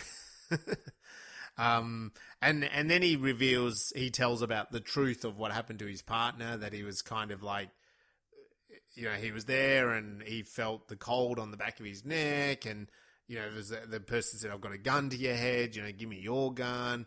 And the partner got shot and all that. And he said, well, it turned out he didn't have a gun. He just had a roll of coins. Yeah. And quarters. so it's just quarters. Yeah. Why do they call them quarters? But when they refer to 1 quarter, they talk about fourths. 1/4? Yeah, it's just odd. You watch when you're watching a US show talking about fractions, and if it's the coin, which is 1/4 of a dollar, so that's a quarter, but they'll talk about fourths, unless they're woodworkers, carpenters, and they're talking about quarters of an inch. Right. This is just it's one of those peculiar things about speech and numbers. Yeah. I was called out on it by my Japanese host mother when I went and lived in Japan for a couple of weeks doing some stuff, and she was talking. We were talking about numbers, because in Japan they've got this odd numbering, sort of odd to me because I don't speak Japanese. But then she said, there's something I'm wondering about English. You talk about, like, when you get to 1,000, you might say, 2,300, 2,400. Where's the crossover? When do you stop saying 1,200, 1,300 and say 1,400, 1,500? And I couldn't answer. Because I was thinking there are definitely some you don't say 9,200. Yeah. That doesn't make sense. No. But 2,300. Does make sense. 3,400. Yeah, that sort of makes sense. But there's some point you reach where it doesn't sound right. Yeah. So this is one of my weird observations I have. And I see them talking about a roll of quarters, but then I hear referring to fourths. Yeah. When they're talking about quarters, I'm thinking, why not say? But I think it's the same thing. It's like, I don't know. There's a crossover. When you're talking about measurements, it's quarters of an inch. Yeah. Or quarters of a coin. The coin are quarters. But when we're talking about cutting a cake into fourths, I don't know. I don't know. How many times would you cut an alligator up? So there you go. If you're a linguist who studies the US English, perhaps you can let me know. A bit of a sidetrack there. I'm sorry. It's what I was thinking of when he was talking about a roll of quarters. I immediately started thinking of this thing through my head going, wow, when do they use quarter and when do they use fourth? So there you go. That's what Surrey thinks. In a very intimate moment of the backstory of the main character, Surrey is thinking about quarters. But this is what happens in movies and stories, isn't it? We go off on segues. So they then are at the restaurant and they learn about the death of the hunter, and they have a bit of a tiff and have a bit of a moment, and Marissa storms off. And it's a very realistic relationship moment. You and I were talking about this before we pushed record tonight, and yeah, it's quite a good moment that they're in a real post-coital, that sounds disgusting, moment at the restaurant. And they weren't coital at the restaurant. No, they weren't. But I said post-coital. They were having they were just in their little zone, and then he finds out this information, and he has a bit of a he's pissed off, and then he takes it out on the situation. And so and I really liked this because, in so many other stories you have females in particular as well, like they'll just sort of put up with this bad behaviour. But he's sort of shitty, and she's just like, oh, that's it, right? Okay, I'm going. And he even says, well, go back home to mum, like he kind of is even a dog to her at the end of it. Anyway, the next morning he comes grovelling back to the mum, and he has a real nice moment with the mum. They play a weird eyeball game. This would be a pre-coital moment. Yes. Anyway, and then she comes down looking rather nice. I think the whole time mum's been stalling, she's been doing herself up. But she's just wearing a dressing gown. I found there's a little bit strange relationship between mum and daughter where she comes down wearing her dressing gown. Yeah. And like I said, her hair and makeup. And then it's just like, oh, you want to come to my room? And mum's just like, yeah. It sort of demonstrates a certain maturity of relationship that is uncommon. Yeah. Shall we say? It's like, I've got to admit, if I was sitting there as dad and one of my kids sort of did that with the partner, I'd be like, I might just go down and get a coffee at the coffee shop. Like, this is a bit... Yeah, this is awkward. All too I mean, awkward. I accept that you're adults and this is what you do, but I feel awkward, external, like there's extra going, and I'm the extra. I'm the third wheel. You're the third wheel. So it's a bit strange there, but they go up and he apologizes. She accepts. It's a little bit forceful, but it is 1980. But she does accept, and then he kind of divulges a bit of a plan of getting the alligator, and again asking for her help. This is what I was sort of saying before that. Help. He needs her help. She needs to be his partner. And he's basically like, where would he go? Where would this alligator go? And she goes, well, he'd be heading downstream. He'd be heading to the canals and going that way. So they make a plan. Well, he says, I found he's probably the nest where the food was stashed. That's right. Yep. So that's where he's going. Yes. He, she, whatever, we don't quite know. Well, we never saw any eggs because usually you'd spot some eggs at the end and it was a woman who was asexual. But anyway, no such thing. So we don't know. At this stage, we're guessing. Unless viewers out there who can sex an alligator from a distance, let us know. Because I can't. So anyway, they're heading to the canals, and we have this kind of, again, the police being very forceful, machine gun in the canals, but you do see the alligator. You see, the good old-fashioned tail and the back, and it's swimming through. Again, the police are zipping around. They're zipping around these speedboats and really crazily and machine gunning and, trying to, it looks like they're hitting the alligator, but, whatever. And it comes across and one of them hits the alligator with the boat and it just flips over and they fall into the water. Explosion. Good 80s explosion. Why their boat exploded, I have no idea. Whenever anything instantly crashes, it just exploded in the 80s. Yeah, Surrey and I grew up with this. So you go back to any 80s movies, two cars hit each other, they explode. A car falls over, explodes. A boat comes off, explodes. All of these cartoons, Simpsons, Family Guy, they now make a complete joke of it. They do, but that's what we were brought up with. Everything was an explosion, Someone fires a gun and it explodes like it's crazy. So these guys swimming in the water, so of course we get the Derner, the shark, the Jaws camera underneath the water. One gets pulled down and ripped to, blood everywhere. The other one, we got a tense moment where we see his legs kicking under the water and they're trying to pull him up on the boat. And then the alligator grabs him and they pull him up, they yank him up. Legs. I actually was thinking maybe the alligator's going to pull them all in. You know what I mean? That would have been so good if it had sort of surfaced and tipped the boat, land on the boat and... But it didn't. But they, which was what Surrey's mentioned earlier. They pulled up this cop, and he's got two stumps, and it's pretty horrific. And they're kicking around. They're pretty horrific. Just to really, sink it in that they're just a little stumpies. Anyway, Marissa and that I've kind of rocked up, and they've said, "Well, where's he going?" And they're like, "Oh, Slade's place near here. Maybe he's gonna go through there." And it's just coincidentally Slade's place is between. Yeah, it's a bit of a coincidence, but hey, we all want it. Well, it's the wedding of Slade's daughter and the scientist. Yeah, which we kind of we got hinted at earlier in the story. There's great humiliation. The mayor is the cuck, I think the term is, and he's just constantly trying to get in with Slade, and Slade's just like dissing him, and it's just great. Isn't that's a John Sayles moment as well, the way that was scripted, because Slade was being very sophisticated. He's cooking these steaks. As well. And the mayor is just like, and that's why it was so awkward what he kept saying. Hickory smoke? Hickory smoke, yeah. And they're like, okay, And he just kept trying to cut in the conversation, but it was not working. Anyway, giant alligator rocks up, starts ripping people apart. There's a big pool in the middle of this place. Yeah, people jump in. Everyone's falling in. People are like being thrown. There's probably some explosions in there. People are falling in the pool. Through the cake. Someone's through the wedding smashed cake. through the cake.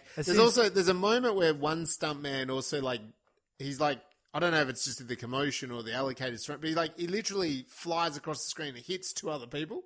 Yes. It's like, wow, that's like really cool action. Like what's going on there? Yeah, this tail keeps swinging around. Yeah, I think that's what it is. The tail's like hitting people and stuff. Yeah, and of course you see that big cake and this is another one of these 80s things. Yeah, it is. You see a big cake like that, someone's going through it. Yeah. It doesn't matter if it's a comedy, horror, or whatever. They're carrying a plate glass window, someone's going to smash through it.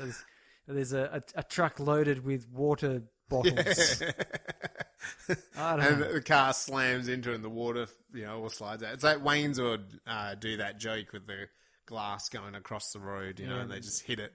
Packing and unloading and unloading boxes.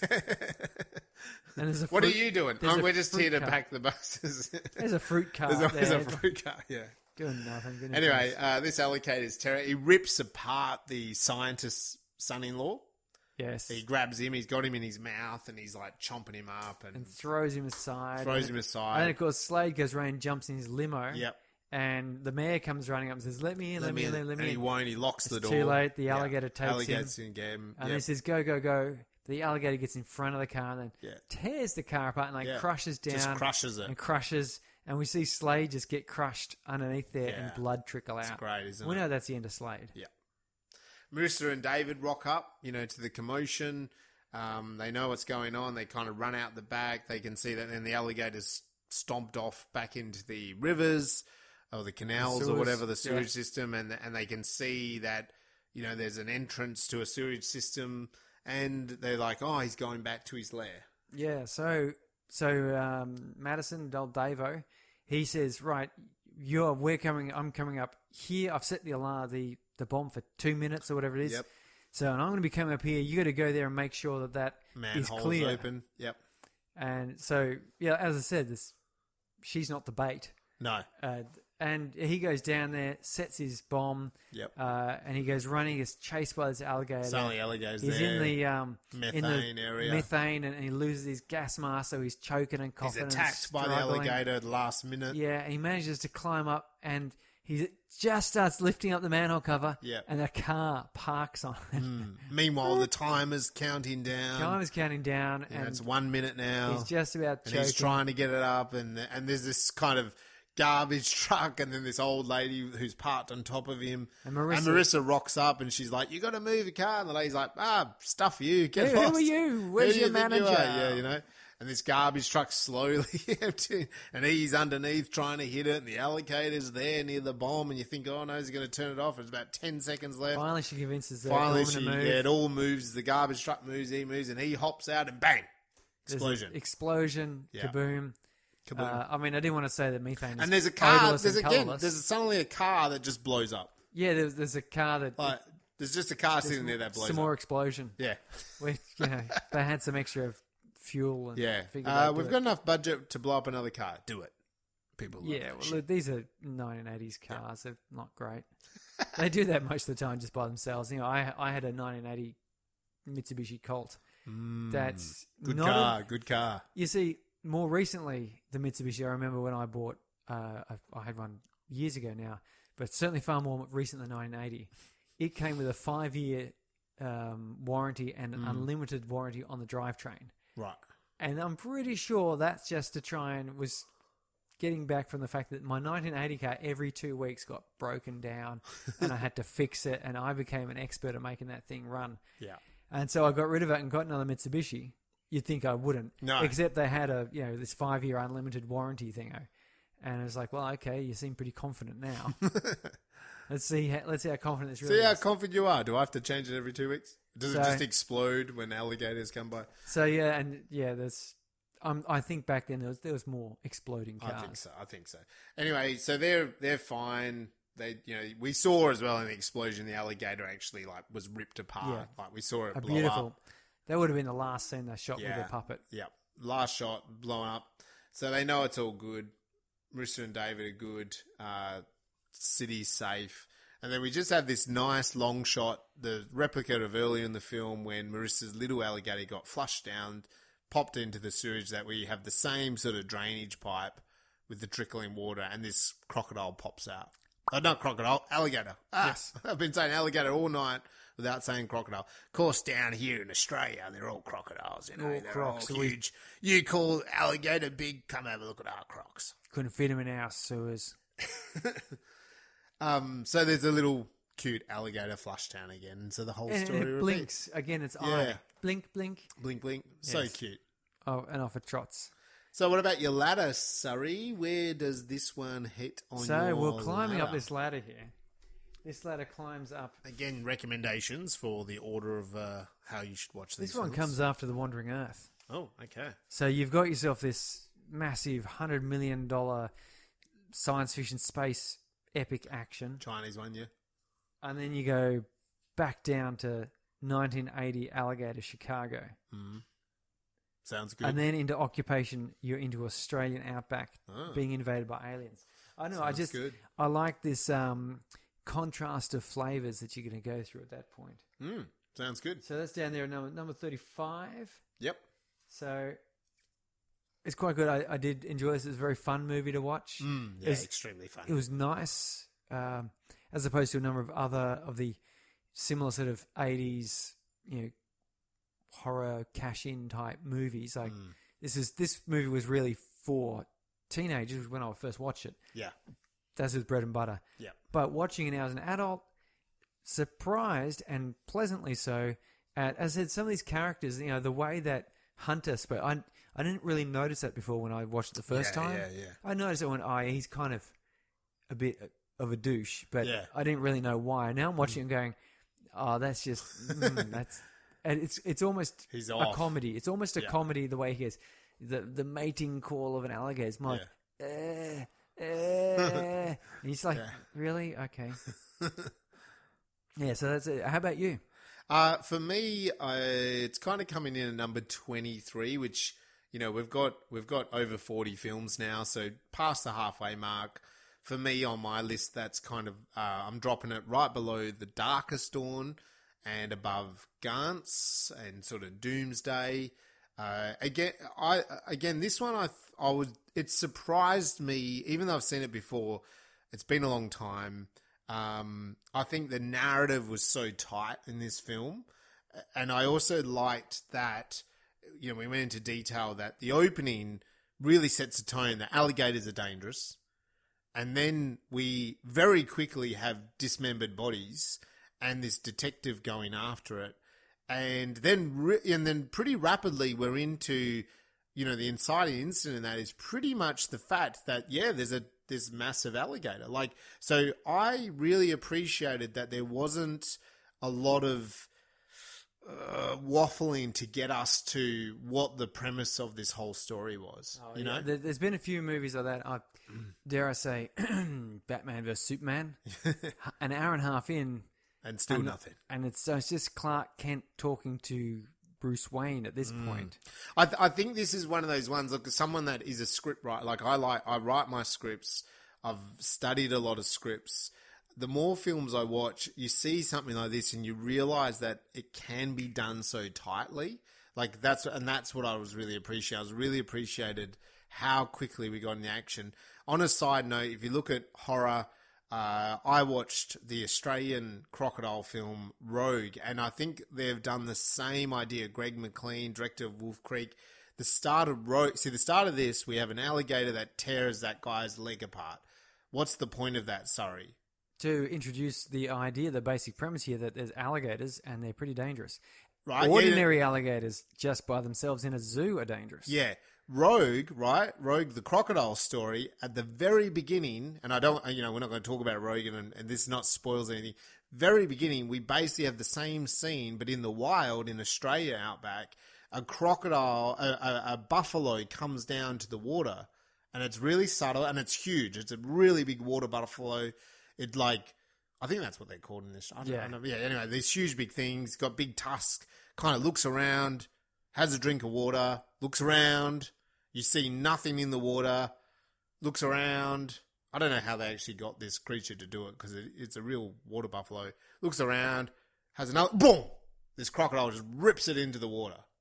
And what's the whole point? And then it goes under and the water just goes quiet again.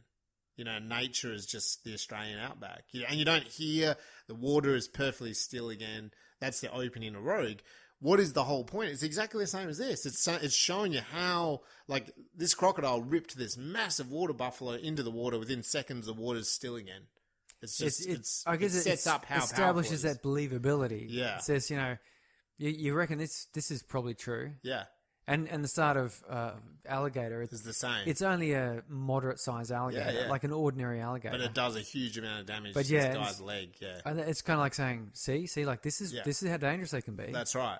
Now you get one that's 10 meters long. Yeah, and pumped up with roids or whatever it is. So it could be believable. This thing does. So it does. It lets us buy in. So look, I think it's a really tight script.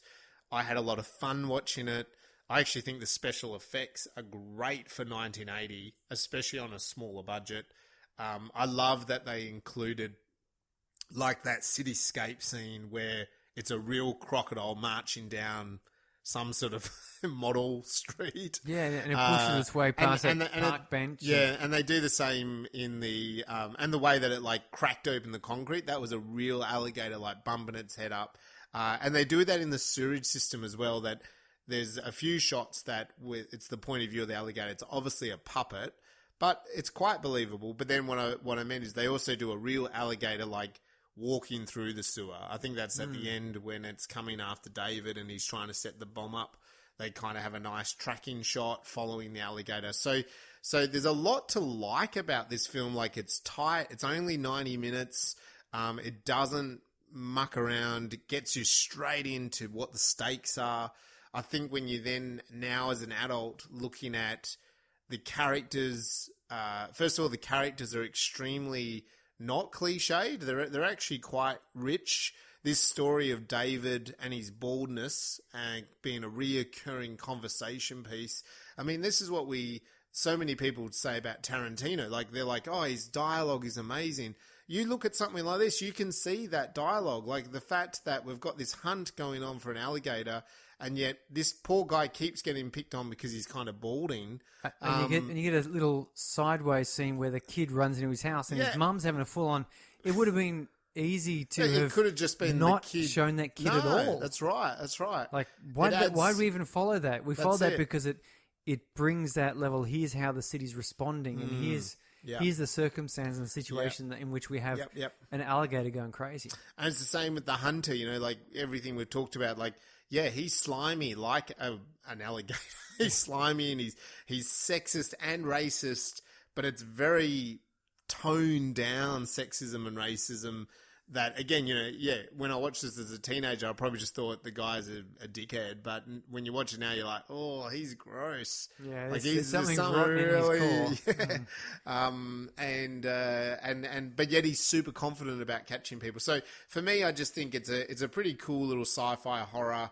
And again, I like that scientists are the bad guys. Sorry for those of you out there, but I like this premise of let's blame it. Like, just honestly, the scientists are at fault here. If you look at something like The Darkest Dawn, which is like, the British indie low budget film, which has got so much going for it, totally worth looking at. Then you come from that and you go back in time a bit and you look at this kind of science fiction horror. Then you jump over to Japan and have a look at Gantz .0. And big rolling heads and stuff. Yeah, like rolling, and that's kind of like another level of blood and sci-fi in a whole nother way. Like, I think that would kind of be a pretty cool little mixture of science fiction. That's a good. We've got a couple little. It's a good little trilogy there, isn't it?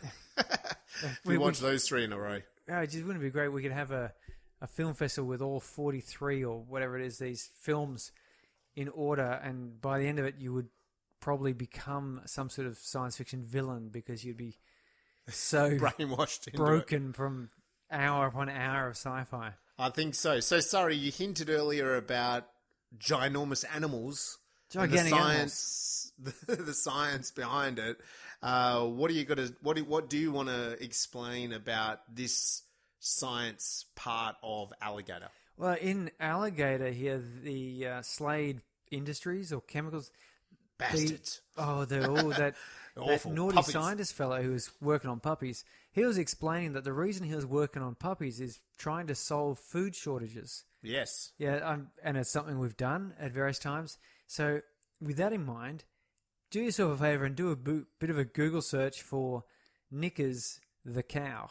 Oh, no. Yeah, not cow knickers. That's a very different thing. Yeah, you get a whole nother website. No, it's a gigantic steer. So it's not actually a cow, it's a steer, which is a castrated boy. Yep. It's 2 meters tall. Right. So you see this shot of a rather typical looking Holstein, a black and white cow. Mm. It's essentially twice the size of the rest of the herd around it. Mm. Is this a new thing? Like, when did this cow thing happen? 2018. Okay. Because actually there is a big cow in the science lab, isn't there? In the film. In the Alligator. Yes. Because he says, it's a calf. He goes, it's a big calf. Yes, remember? It's a big calf. Because it is a cow. The thing is, they don't... lucky old Knickers here have escaped the knackers. Knickers missed the knackers. Slade Industries. It missed out on Slade Industries? Because he's so huge. Yeah. The farmer said, let's keep him around. That's kind of interesting. Yeah, it makes money. So he saved his life by being massive. Yeah. Now, they don't know why he's so massive. Right. He just comes from ordinary Holstein. So is this parents. just like the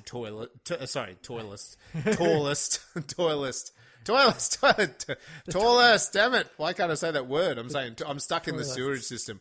The toilest. I can't say it. That's weird. Tall human ever? I'm going to say it that way. The toilet human. The toilet human. Robert Wadlow. Yeah. Is it this just kind of a so that's story? gigantism, which is megaloracromegaly. I can't remember that. Something like that. It's acromegaly. That's right. Okay. Yes. Yeah, so that's a pituitary gland disorder. That so is this not what the cow's got? It's possible. However, the problem is to find out, we'd have to probably kill the cow. Check it out. The cow will die in all good time, and then we'll find out. But in humans, the acromegaly, which and we know some famous ones. There's Robert Wadlow. I don't know if you know the name so much. You'd recognise the pictures. Yeah. But then there's like Andre the Giant, for example, from he was in Princess Bride. Princess Bride, yeah. And then there's also Jaws, the dude in James Bond. Yep. And also he's in a couple of films. He is. The other one was Pale Rider with Clint Eastwood. And he's in Happy Madison. Happy Madison. I was going to say Tiger Woods' biography. That's right. Yeah. That's a strange appearance. He's the one that he has the affair with. Oh yes, it's okay. So they have this, and in humans this causes a number of health problems. And what we like to do is, if we can catch this early on, where we like to treat it with like hormone therapy or with some surgeries and so forth, because it's not healthy. It causes hip dysplasia, organ overgrowth and failure, rheumatoid arthritis. Yeah. All sorts of serious conditions. All sorts of terrible conditions, which are probably not great. High blood pressure. The list goes on. Yep. It's extremely rare to see pituitary gland action like this in animals. Yep. The reason is not entirely known. Possibly it's because they die early, and so we just don't see them, so we don't know what effect this gigantic Holstein cow have. Like, it's 3 years ago now, so perhaps something has come out of it, but from so far, so good. Yep. So it's not real. But more commonly, in the animal kingdom, gigantism is more in relationship to what they call island gigantism. So if you get a species of animal sufficiently isolated from external pressures, so commonly an island, where you are the only predator, say, like the Komodo dragon. Yep. They're great, huge lizards. Yep. They live on the Flores Island, Flores, in Indonesia. Yes. And if you recognize that name, it's because, strangely enough, gigantic Komodo dragons, there's also a very large rat, which is about 1 meter or so long. Jeez. It's not like a sewer rat type thing, it's a relationship, but it's still a rat that is huge. But it's also a species of human, the Homo florensis, aka the hobbits, which were themselves only about 1 meter tall. They weren't suffering from dwarfism or any other pituitary failure or chromosomal alteration. Yep. They were actually just really small. Yep. Which is the opposite of what you get. Right. And where were they based? That's Indonesia, the island of Flores. Right. Yeah, so on the same island. So on the same island, you can imagine you're a dude about 1 meter tall. Yep. And you come across a rat about 1 meter long. That would be terrifying. Be like, huge. And Komodo dragons, which themselves are like 6, 7, like maybe nearly 2 meters long. Yeah. And they don't mind eating anything they come across. A bit aggressive if they know their way. So that's natural gigantism, and it happens due to lack of evolutionary pressures. If you don't have any reason not to grow big, then you'll not necessarily just grow big, but you'll grow to a size that fits other requirements. Yeah. So, for example, food. Yep. If you can just catch food better because you're bigger, you grow bigger. Yep. There's a giant rabbit type creature. They're not actually rabbits, but they were. They're on this island in The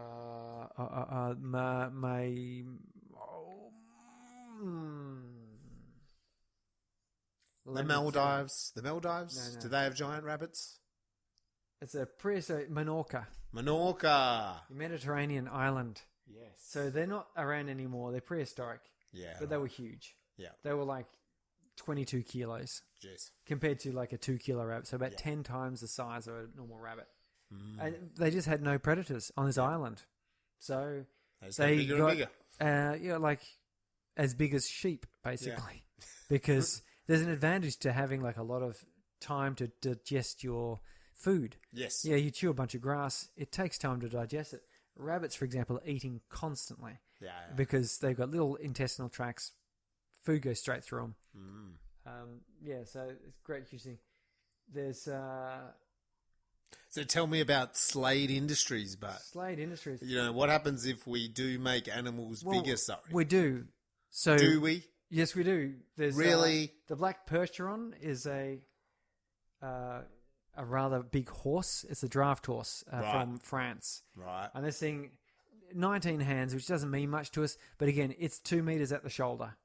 So you're talking about like a tall human standing there, and it's only at the horse's shoulder. So why did they make this horse so big? Well, it's to carry big loads. Certainly not for eating.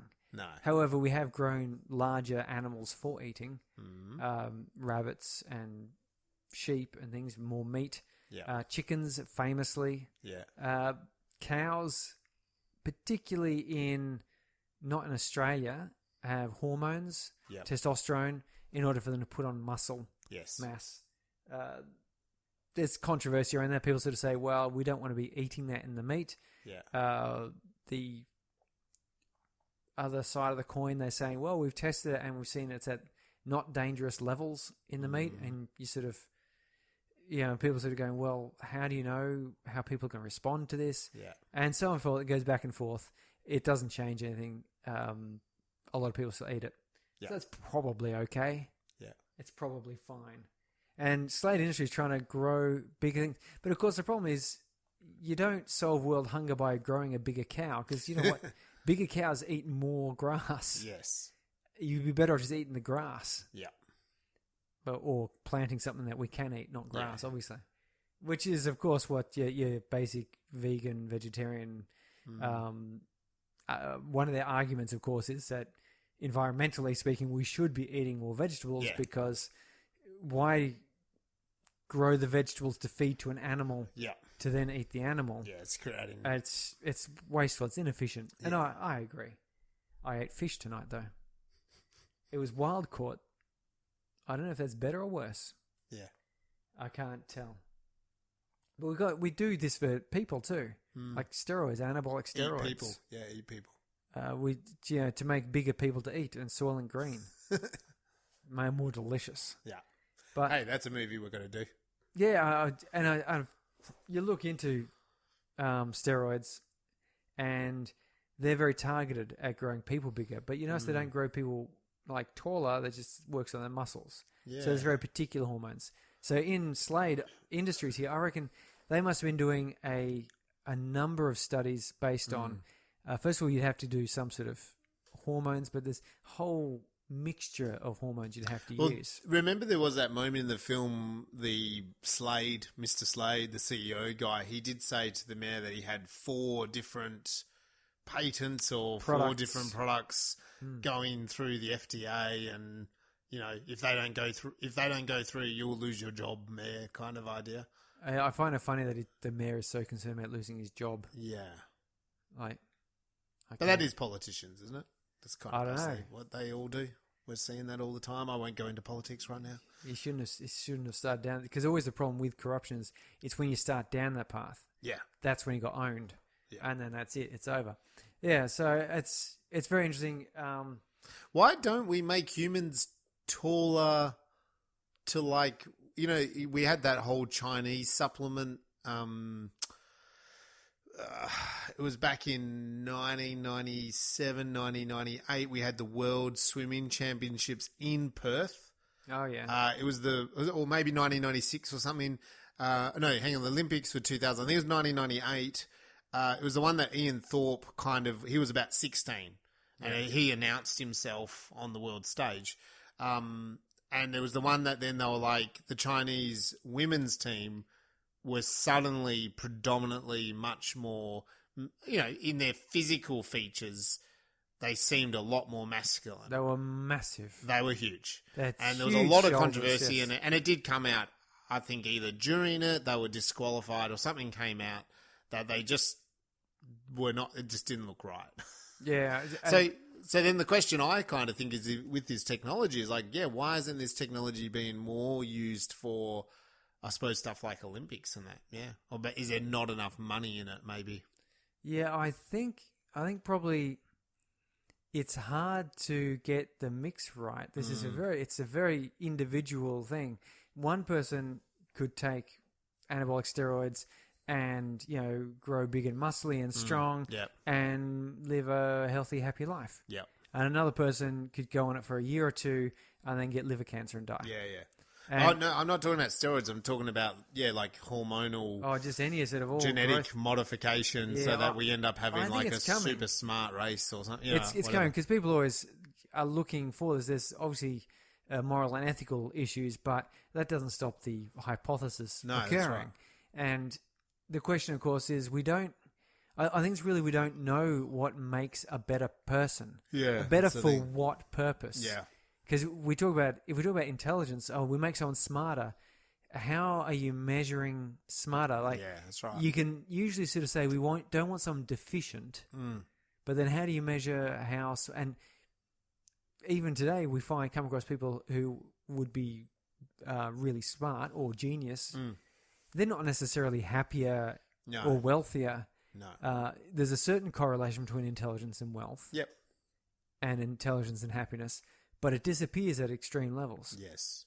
Like you do get people who are extremely intelligent, they're happy and healthy and wealthy. Yep. But you also get them they're miserable and they don't enjoy life, or they're super villains. They're bums on the street.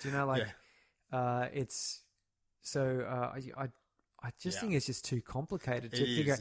Animals, it's easier because they usually serve a purpose. Yes. Like these draft horses. Like I've got a picture of it here. Like you do a search for Moose. His name is Moose. Is this horse? Yep. He's huge, and yeah, you can imagine you whack a yoke on him and you put a cart behind him and load it up with some Carlton Draft barrels or Budweiser in America. Whip him on the butt, and he'll lug massive loads. Like this is what trucks they had for trucks. In fact, they are still used in some places for logging because they can. Horses can travel places that vehicles, it's harder for the vehicles. Unless you're going to have like extremely expensive, sophisticated vehicles. Yeah. Much easier just to get a horse. Yeah.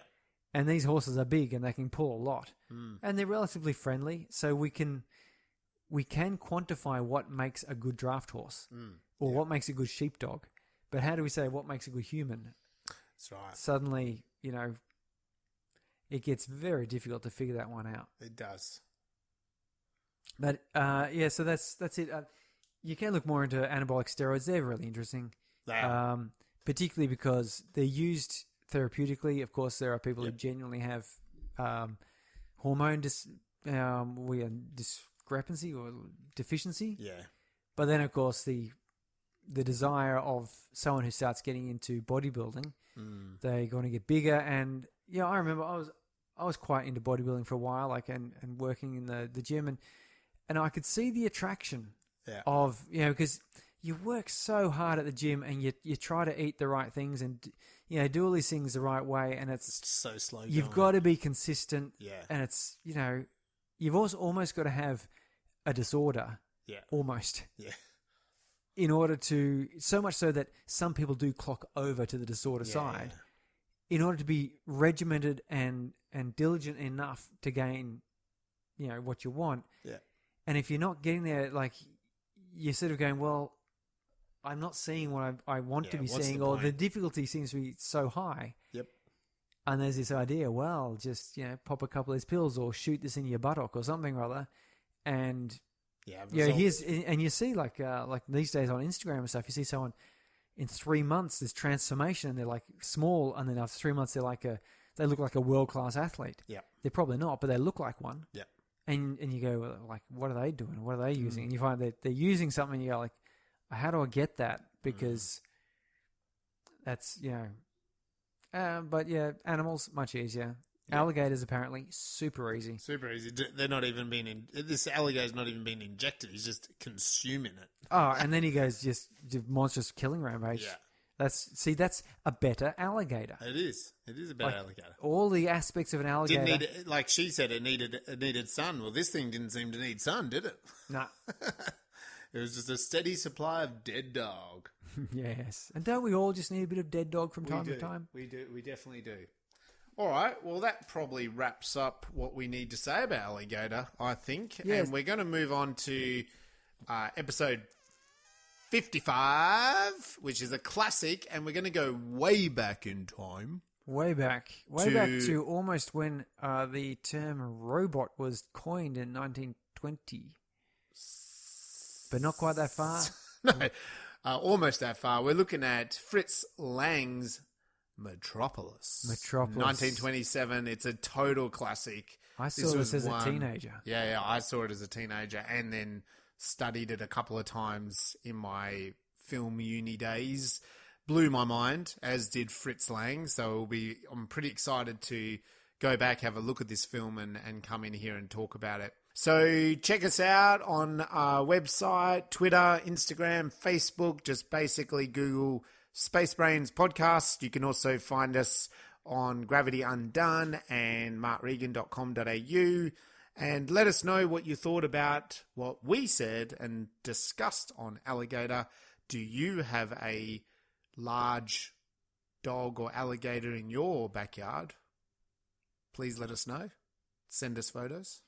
Yeah. Or video. Sure. Yeah, send us photos of your large puppies. Yeah. No, hang on, that doesn't sound right. Well, you can do that. I'm talking about like golden retrievers here. Yeah, me too. Not really. Send pics. Send pics now. Either way, well, I'm happy. Send us your big alligator skins. Big alligator skin boots? Sure, why not? I'm up for anything. And check us out next time. See ya. See ya.